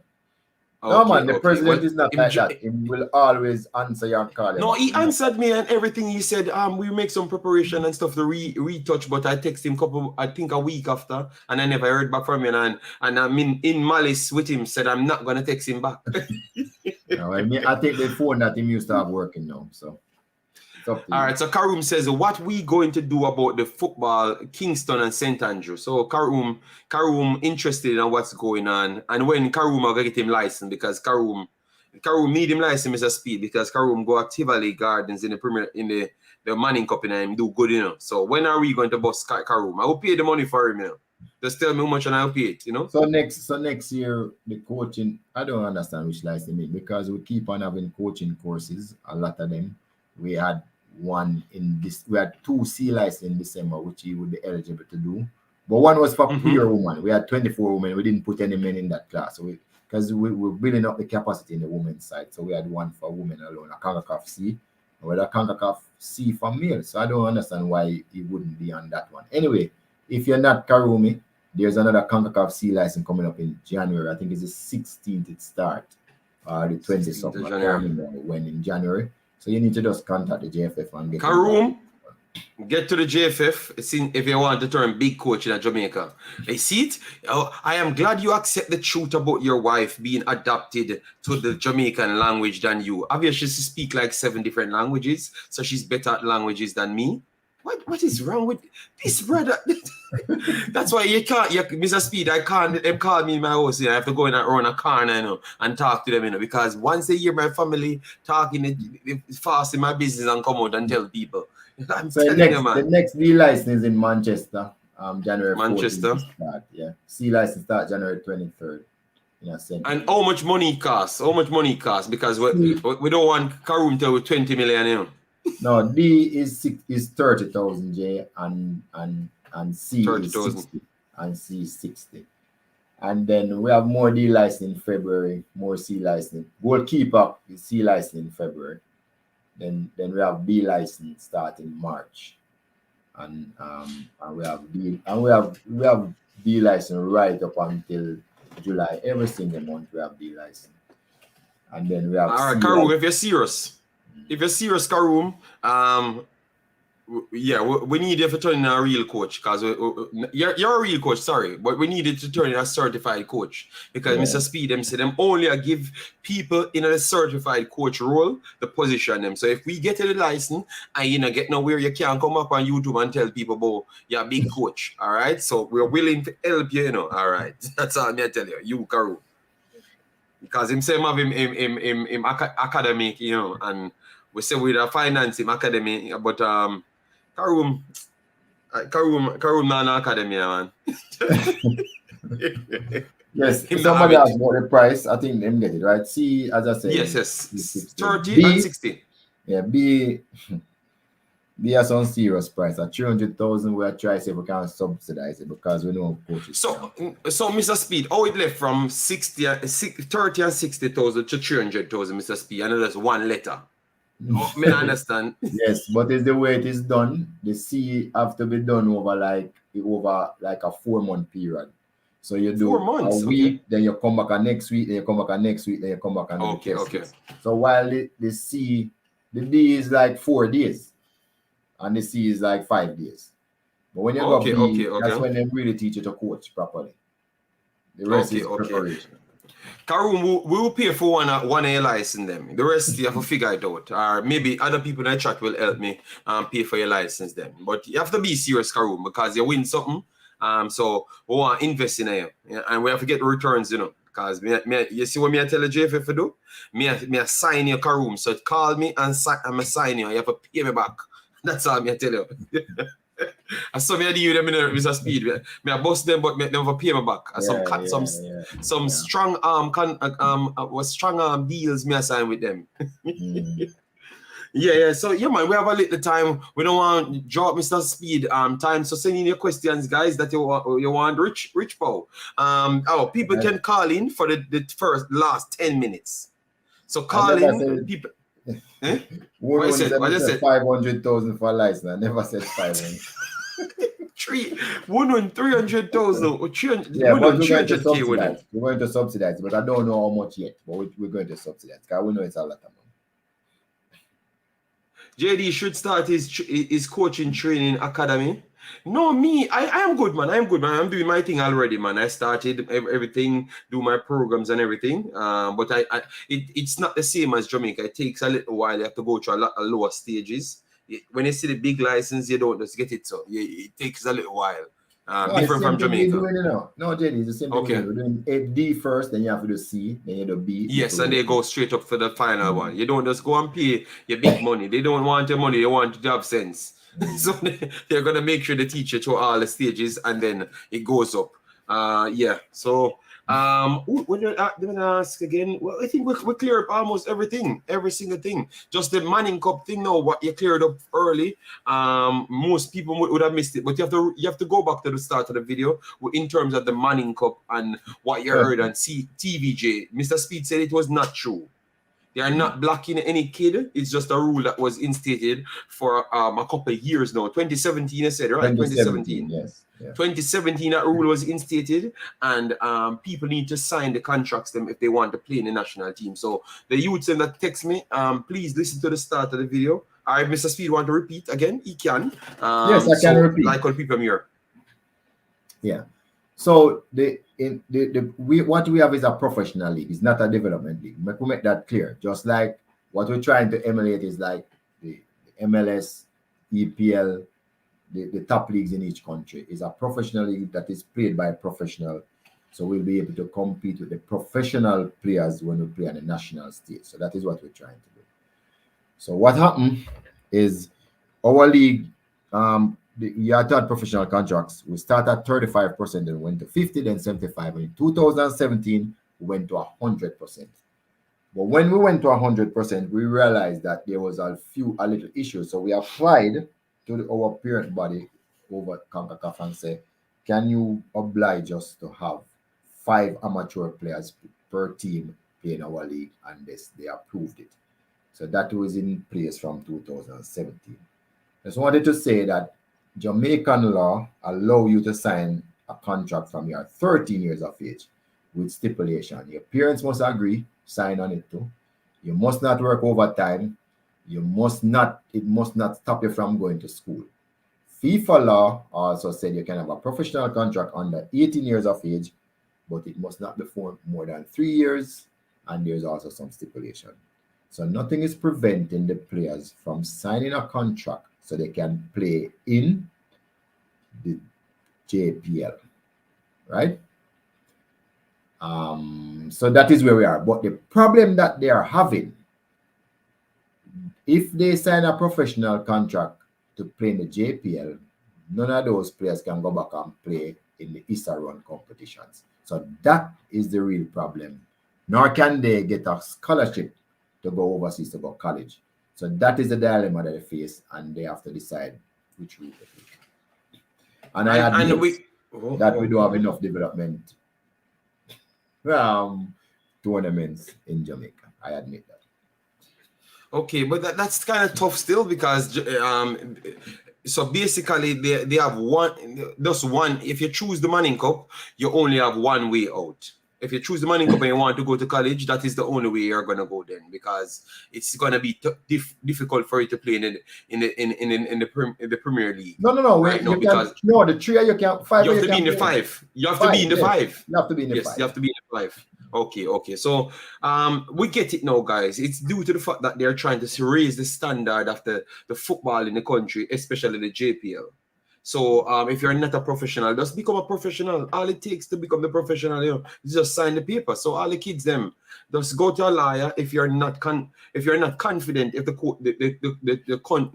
club's doing you a good favor. Go to a lawyer with your family, and they will work out the best way and explain to you in more details. Don't listen to TVJ, because I knew something was weird about how he was actually talking about, because he's just shouting. And naturally, when we're just shouting alone, it's sometimes we just don't have the information, So we're trying to ask ourselves the question. So maybe that's what Mr. Worrell doing. So Worrell, big up yourself. Know that you're trying to highlight it because you were the one that highlighted it, and then the kids them start complaining, but they were more confused You get me? And I don't think they are doing anything bad because we complain every day that the level is lower. So we want the level to be higher. All right. So Karoom says, Mr. Speid, know the quality I possesses. I always do well as a coach. So Mr. Speid, you know Karoom quality. So why him don't? And yeah, and I love he brought something up. Why is it we have CC coaches them not in big positions? Is it that they are just closed out to want to stay at CC because they have played some revolutionary football at least youth stage, you know? So why is it they was in the national program before? All of them was in the national program. At least 2 was in the national program before. Okay, because I got background information that said one of them could be in the national program, but some problem with him, you know, that's why. So I'm asking, all right, that's nothing that I'm going to touch. I will just leave it. I'm saying 2 of those coaches was in the national program at various times. It's not that they were. Okay. No, because I just believe that all right, you know what? This is going to be a little bit deeper. All right, so we have Meran Garden. I don't know him. I heard him talking the other day. So why we went for Meran Garden? Because I saw Meran Garden for the under 17. He's going to be the under 17 coach now. He was the interim, and you guys put him on the side to be the learning, the trainee. So why is it Meran Garden got so much roles? Is it that he's the best what we have? Because what I'm seeing from CC, you know, I love it as well, you know, and he dominated Meran Garden's team as well, you know. Yeah, but Meran won the Dacosta Cup last year. So I mean, so, but remember, you know, Meran was actually one of the coach put forward during the Tapa era for us to choose from to be an assistant coach. So it's from there he got his prominence, and then he has gone on to have his B license and he's doing his A license now. So he's one of those persons who is always improving himself. Paul kept him on. Al Grimson kept him on so far. And we just didn't think it was a bad choice to just choose. Okay, no problem. Because I just want to, because maybe these are questions people ask, and up to now they can't get an answer. I heard from him still here, and he seems like he was a personal. He went through the school in GC Foster College. He won things with the ladies, and then he came around and won thing with the school boys. So I said, okay, maybe based and he was the head coach. He was the head coach for the senior female team before men's, you know. Yes. I heard. I listened to him, and some I thought that. Okay. So, people wondering why they chose Meran Garden for that significant role, and I think if you're going to pick a local person, I think Meran Garden might be the right one because he's a teacher basically. So he's a teacher that someone can transfer the knowledge that Mr. Speid always complained that they don't get from the coaches. So I think he can transfer the knowledge if the way I heard him speak, you know. Yes. So I like what he offers still. I like that. Best cook is not always the executive chef Warren. No Warren. I just wanted to know why Mr. Speid chose him because I heard him spoke for himself, you know. And I like it. I like what he's saying, you know. He never won the Manning Cup or the Dakar Cup this time around. His team never really go places, but definitely he won it the last time. And then the combination with the ladies that what he did, I realized that maybe he's much more of a teacher than what I first thought, you know. Yeah, so yeah, man, it's good, man. So guys, we have 3 more minutes. Throw in a few more questions because I don't want to keep Mr. Speid too long. You understand me? Yeah. And myself, I don't want to keep myself too long as well too. All right. Yeah, so Mr. Speid, I'm not going to pressure you if you have to go. Thanks very much. I'm fine with the 3 minutes. Okay. All right, just send in your questions. Let me see. I never got any calls. So yes, that's okay. Surprising. Told people to call. They never called. I know which part of the video them are clipping of Mr. Speid. You always come get me in trouble, you know. Cause one part of the clip, you're gonna make bad man look for me, you know. A be a page me I get them. So no people can say why was the truth? Why was the truth that the coach complained to me? It was the truth or not? making up stories. Not okay, enough so the people, you know why we can't get people in the stadium anymore? A one bad man. Make that happen. So we have to have principle behavior, all right? Yes. People are afraid of Mr. Speid. No. I'm saying people are gonna check me. Say me allow me man for come on my show, come diss him. You get me? Your numbers. No, I know, but that's how he is, man. That's how he is. He loves fight. He's gonna call me, act like it's me saying it, and you said it. You know? Yes. Your number isn't showing. No, my number ain't showing there. But people have my number before. You know? Yeah. Ultra. No, don't call anybody name, man. Don't call any name because he's gonna, he's gonna appear if you call his name 4 times. Mr. Speid smoked him the last time. I know him can't. He's still upset. So, guys, Mr. Speid, thanks very much for coming on, man.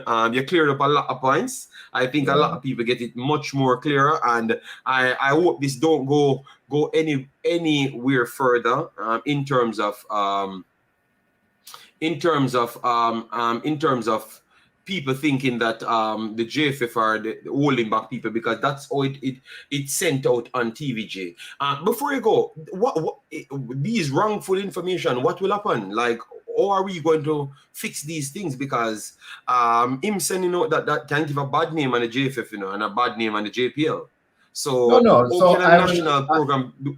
I am willing to talk to Oral and let him see the folly of his ways.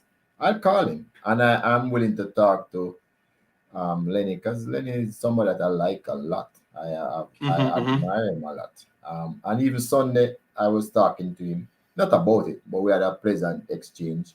So he's somebody that I can speak to and let him understand that that's not the case, because with most people, it's just they have bad information, and then they make certain deductions from bad information. So that is what we need to straighten out. Okay, all right. Michael, I did not saw your question, and sorry about that, Michael. Okay, so Michael said, Mr. Speid, I was late, but could you say if the coaching certificate with JFF will it integrate with GC faster or universities to get it more comprehensive to a AR Pro license?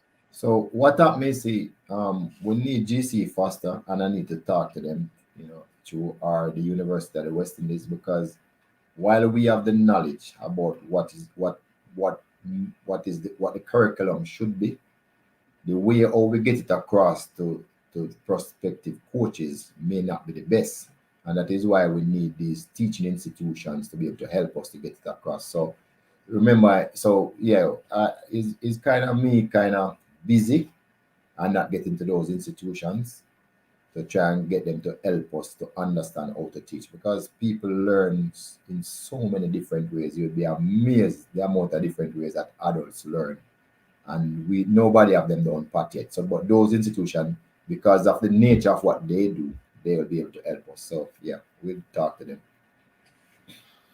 Okay, Skillish says bad information flourishes where there is too much secrecy. But that's true, but I think they were willing to answer the question. So why would it's never asked before? Because exactly, but it's not me, and it's not. And again, the JFF issue a rules and regulation package every year before the competition start, the regs, and it is in it.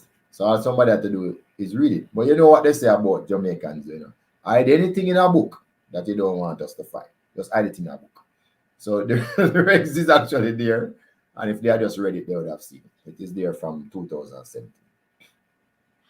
I think Mr. Speid answered this, it can answer 2 ways. It makes no sense sending them overseas now when you have a coach here that's coming from the same region that can transfer the information. So I think they're going to just use that at this point because they're paying for it. And then maybe if it doesn't work the full way, they might can try that one in the future. That's what he said the last time. Yeah, so that's okay. It's 2 things we're doing, we like the B license, we actually have people coming here to teach it, but we also have coaches. Now we have 7 coaches that have doing the A license, almost finished, and we send 3 again to 3 more to bring us up to 10. So Jamaica will have 10 A-licensed coaches before the end of this year. So some of those same A-licensed coaches are the one who is going to be trained. That's why I need to speak to GC Foster and the university or UTech to say you need to train these coaching educators to be able to impart the knowledge. Because they have the knowledge, it's just to impart it, to use the different methods to impart it onto the other coaches. So that is what we're working on, because we believe if we learn to teach it, then we can teach much more persons, because it is so expensive when we bring people from overseas to teach a course. The coaches can't afford it. 300,000 for a course, it's impossible for them to afford. All right. So, Mr. Speid, we're not going to hold you. We're going to let you go, and we're going to finish off the rest of the show. So, thanks very much, Mr. Speid, to come on and clear up things. You've done a better job than me, because I never had no clue about the JFF and the JPL. So, thanks very much. All right. Respect. Take care. Yeah. All right. So that was Mr. Speid. Came on. We will run off our 30 minutes. No, around 10 minutes I'm doing extra. So you guys just send a question in for me. Just send a question in for me. And then I will answer them, and then we will roll out. All right, so smash the like button, guys. Let's make sure this one is out there. I will put the Ximinis video separate, so for people that never knew what took place with Ximinis, we structured it and explained to you what's up with him at this point, and how much of, I ask you the question if you think this is a good deal or not, and if you don't think it's a good deal, what should we do forward? How can we improve these kids to make the good decision if you think it's not a good decision? All right, because Mr. Speid kind of have a difference in opinion, and that, like saying that if you jump from the 3rd in CONCACAF to the 13th in CONCACAF to the 13th in Europe, it's kind of a big jump. And if they drop it down to the lower tier and you have other influx of personnel coming in from Africa, which is a lot of things that we're talking about, it might just be a little bit more difficult for you to pull it off. You get me? So you're setting up yourself in a more tougher position to get through. All right, so I think this was a good interview. I think I don't have to even go extra places with it, you know, just take a few questions and then move on, you know. I told you guys I'm going to come back tonight, you know, but I was surprised, Mr. Speid, we have to do this one. All right, respect Mr. Speid, very good, and very good discussion, clear up a lot of stuff. Yes, man, he was straight today, you know. Yes, I'm going to watch him and listen to him and see if he says anything different in the future. But majority of their team are in the top 20 in the world, Travis. Okay, so that's a fight with Travis. So question, JD, when will we get the new coach, Grim, on your program? I don't know, you know. I asked Mr. Speid a question because someone asked me if I can get some answer for them. They're in Jamaica, one of the players, and they were confused about the situation. And then I asked Mr. Speid, and Mr. Speid said, okay, I will come on the program to come and clear it up. So maybe he heard the situation before, and that's why he wanted to come and clear it up, and he cleared up a lot more things. So I don't know. He said the president lost his phone at the time, so that's why he never contacted me back. So I guess I have to contact him to hear. JD, big up yourself. But I don't think you did a good job in terms of making him answer the question. All right, then. Thank you very much, Mr. Douglas. That's the first person said that. So Mr. B. Douglas said I didn't do a good job making him answer the questions. I thought that I asked him questions that no one ever asked him. You get me? You saw live funny? You be Douglas. And you remember, it's a live stream. So it's not like I took all of your questions and had them on a paper. So he has to go through it one by one. And remember, you are joining the streams later and later and later and later. So you missed a question. So you don't know what questions was asked before. Just go back and check the video. And I think you'll get a lot of questions answered. Ximinis will get exposure to market his talent more. Karoom, I don't know. What I'm going to do, I'm going to definitely investigate this one deeper, and then I can give you the answer. The location should give you more accessibility to marketing. Yes, that is true. You get me? But it's tough, Karoom. It's not a slam dunk. European licensing system is topped in the world.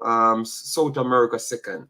Good interview. Okay, so people like it. Speid always come on the platforms and answer questions. I respect that. Each club can have 5 amateur players. Yes, that's what he. No, 5 and 5. Yeah, 5. Yeah, 5 in the starting line in the team. So, for instance, if you have 5, I think he said 5 in the team. All right. So maybe you can have more on your roster, but you have to have 5. So you can switch out 5 today, and next week you put 5 more. You get me? But you're not gonna have 10 on the same match day squad. You're gonna only have 5 if you want to put them in the starting lineup, or if you want to put them in the bench. But you only can have 5. So you can maybe register 10 to your team, but you only can put 5 in the match day squad. That's how it goes. That's how it goes. All right. So I think that was very clear. And they said it was a rule from 2017. So it's not something that just came about and they're trying to twist cross thing. That's why you have majority World Cup winners for those 2 continents. All right. I was talking about the part when he said he got 3 minutes. B Douglas, I can't do anything. All right, because they just want me to come in the chat and to come in the comment section and give a whole heap of thump. And that's what you want. I'm tired of the one B Douglas, you know, coming by me up. No good interview because they never answer my question. All right, sorry, B Douglas. Guys, make sure we have the 150 likes on the video, so at least you can be up there in the visibility. Oh, we are close to it. So 6 more likes on the video. So let me get it up to 200, guys, because at the end of the day, these are quality videos that need to go to people. All right. Travis a fight in the chat. I am confused. I think Ximines was doing a good thing. That's the thing, Karoom. When we first heard it, you know what? Let me spend the time and go back over it again. All right, let me spend the time and go back over it so you know exactly what's going on. All right. So for Ximines, guys, let me go through this. Let me get this right here. For Ximines, right here, window. All right, this is the window. Let me bring it up on the screen for you. All right, so this is it. Cercle Brugge, heeft, voor, eerst, in het bestaan, nu, ook in Jamaicaan, in the rangen. All right, so this is the first transfer for them.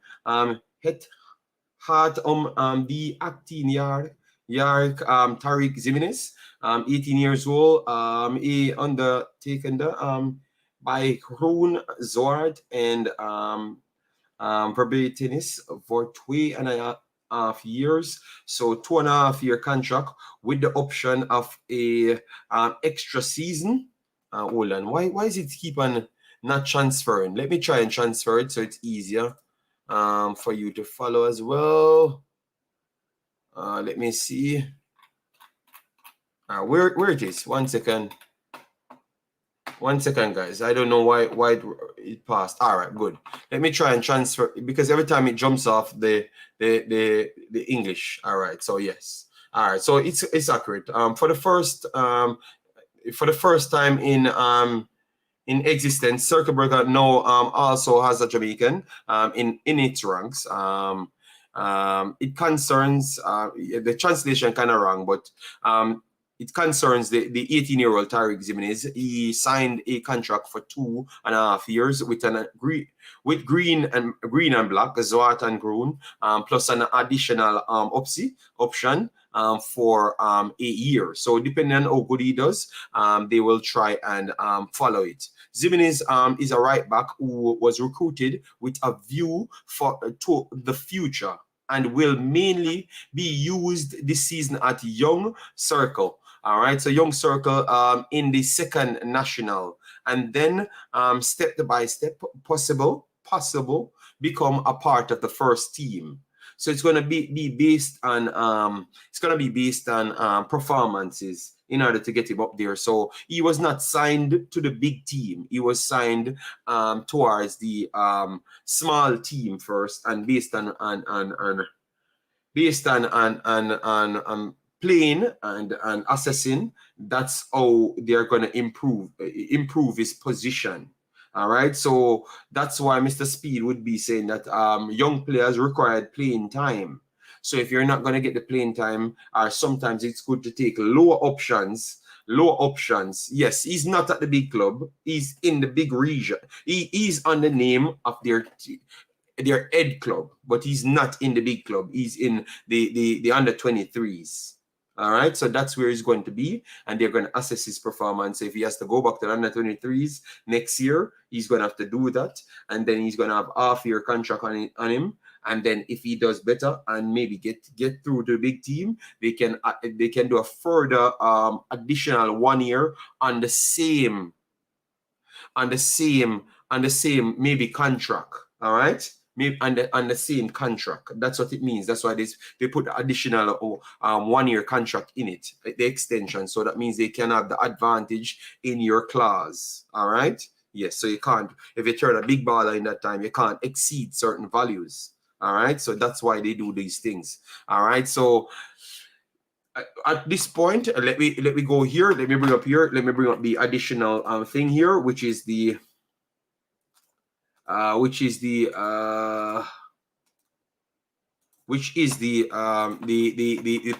Let me go back to Brugge. This is their team that Tarick Ximines is in, so you can get to see them, their names, what age they are. You have up the bake, 17 years old, Milan, Standard, 17 years old, Bass, and 19 years old. So you realize that. So he's younger. So it simply means they are in no rush. They are in no rush. So maybe the next 2.5 years, he could still be right here. You understand me? Jeff, 21 years old. Yeli, 18 years old. Vince, 18 years old, just like Ximinis as well. And you can see here, you saw Ximinis, 18 years old. All right, so it's like a upgraded academy. That is the truth. You understand me? I can go dearly on price, but I never saw the need to go to Cercle Brugge games. They were not one of the bigger teams. They are just coming up. So the deal is not what persons said it was at first. It's a complete different thing at this point, because he's not going to be featuring in the big team. And so all we are worried, we don't want him to go down the level as a Maggie. I hope they have some clause in it to say that if it doesn't work out in 2 years, he can move away. You get me? Rather than he seems stuck there under contracts that are bad contracts. So I don't know the contract, so I'm not going to speculate, but that's the only thing I'm worried about, because it's hard to break through. Because as you can see, I have a lot of kids here already ranked money. So that means they're in the pipeline of people looking at them. That's why they have a valuation on them. All right. Yes. Because as you can see here, Aldom already ranked 150,000. He's 22. Zander is 19, already ranked 100K. So that means Ximines can improve in next year and already gone up to a market value of 100K, which is already Maggie's value at this point. You understand me? So I hope you guys understand where we're coming from. You get me? And that's why I like to bring all the information, because it makes more sense when you come up like that. But when people jump up and say he's going near, it makes it seem like he's going to just go straight there. He's going to great deal for a Jamaican player, and he's already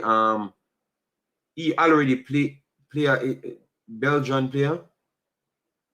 I don't get that. I think it has nothing to do with people before. We have Everton here said, JD, if Ximines need to use this opportunity to improve his weakness, especially his game IQ, he's gonna learn. He's gonna learn a lot. That's one thing. But we don't know how much time, because you can learn a lot, and it takes you a while to put it out on the field. All right. So those are the things that I'm just worried about, because how much chance, how much time they're gonna have with these people. But what I'm going to do, I'm going to get more reports and how long they give people. Like I have the necessary questions that I want to ask.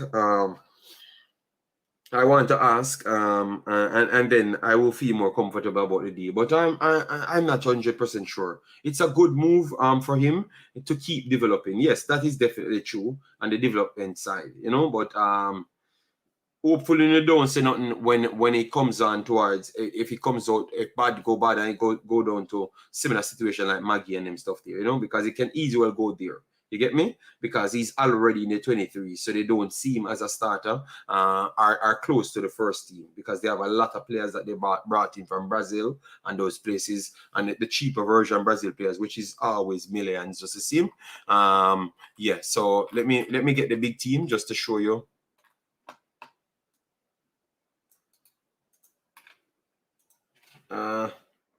Cercle Brugge. All right, so Brugge.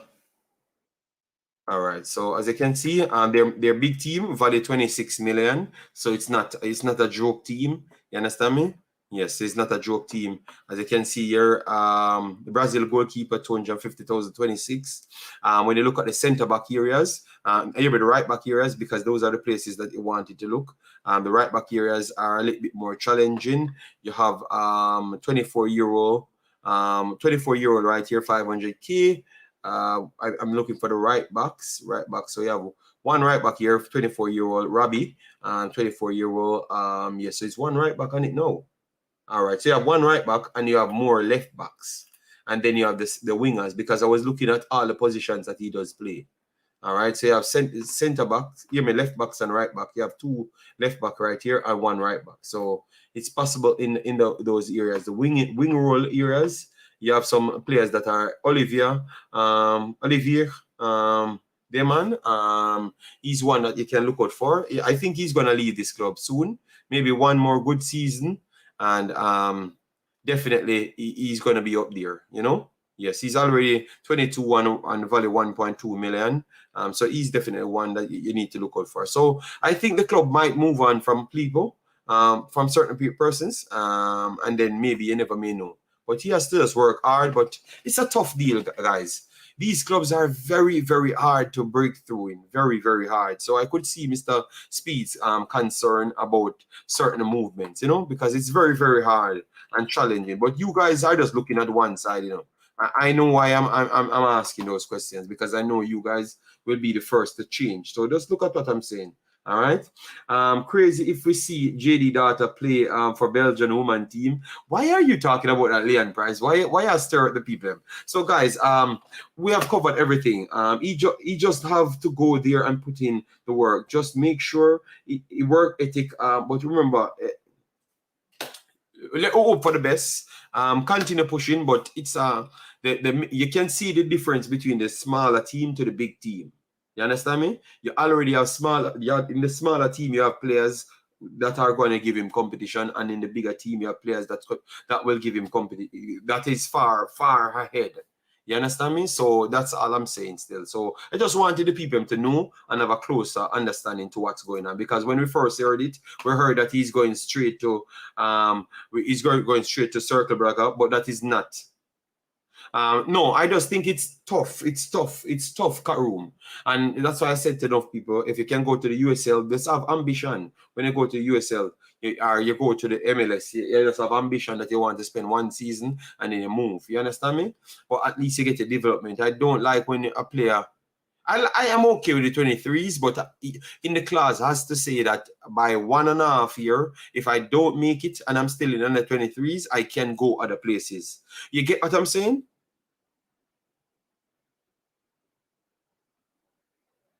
You get me? That's what I'm trying to say. So hopefully it works out, but it's gonna be tough. Me being here, knowing the football system here, it's gonna be tough. You know, that's all. So all the best to him. Hopefully he can get a chance, but I would just love his class. Have something in it after 1.5 years. Even if I'm excelling and others excelling, I get up above me and I cannot get called up, I can go elsewhere. That's what I would want in my contract. You get what I'm saying? No, let me know if you guys agree what I'm saying. I don't know if it's in the contract, but I'm saying that's what I would want. I don't want a next player to be in Belgium like Maggie, and he's starting at a lower level than Maggie. You understand me? Maggie came in straight into the build-up setup. You understand me? So they were already trying to fit him in. You get me? And just realize that he's not on the same level as the others, and it becomes difficult. He's already coming in as a project. You get me? So I would still have to have in my thing 1.5 year. Then if so be the case, I can freely choose a contract. That's all I would want. All right, and that's where we're gonna leave it. This is a beautiful one. Thanks very much yet again for passing through. Just wanted to make sure we clear that. All right. Yes, I wanted to make sure we clear that. So thanks very much, guys. All the persons that came through, smash the like button, share, and subscribe. Peace out, guys. See you in the next one. We will add additional clips. So if you miss certain main parts, we will cut it up and put out those parts of the videos when we do get time. All right. So thanks very much yet again for passing through. Just smash the like button on your way out and ask away your questions under the comment section. All right. Peace out, guys. See you in the next one.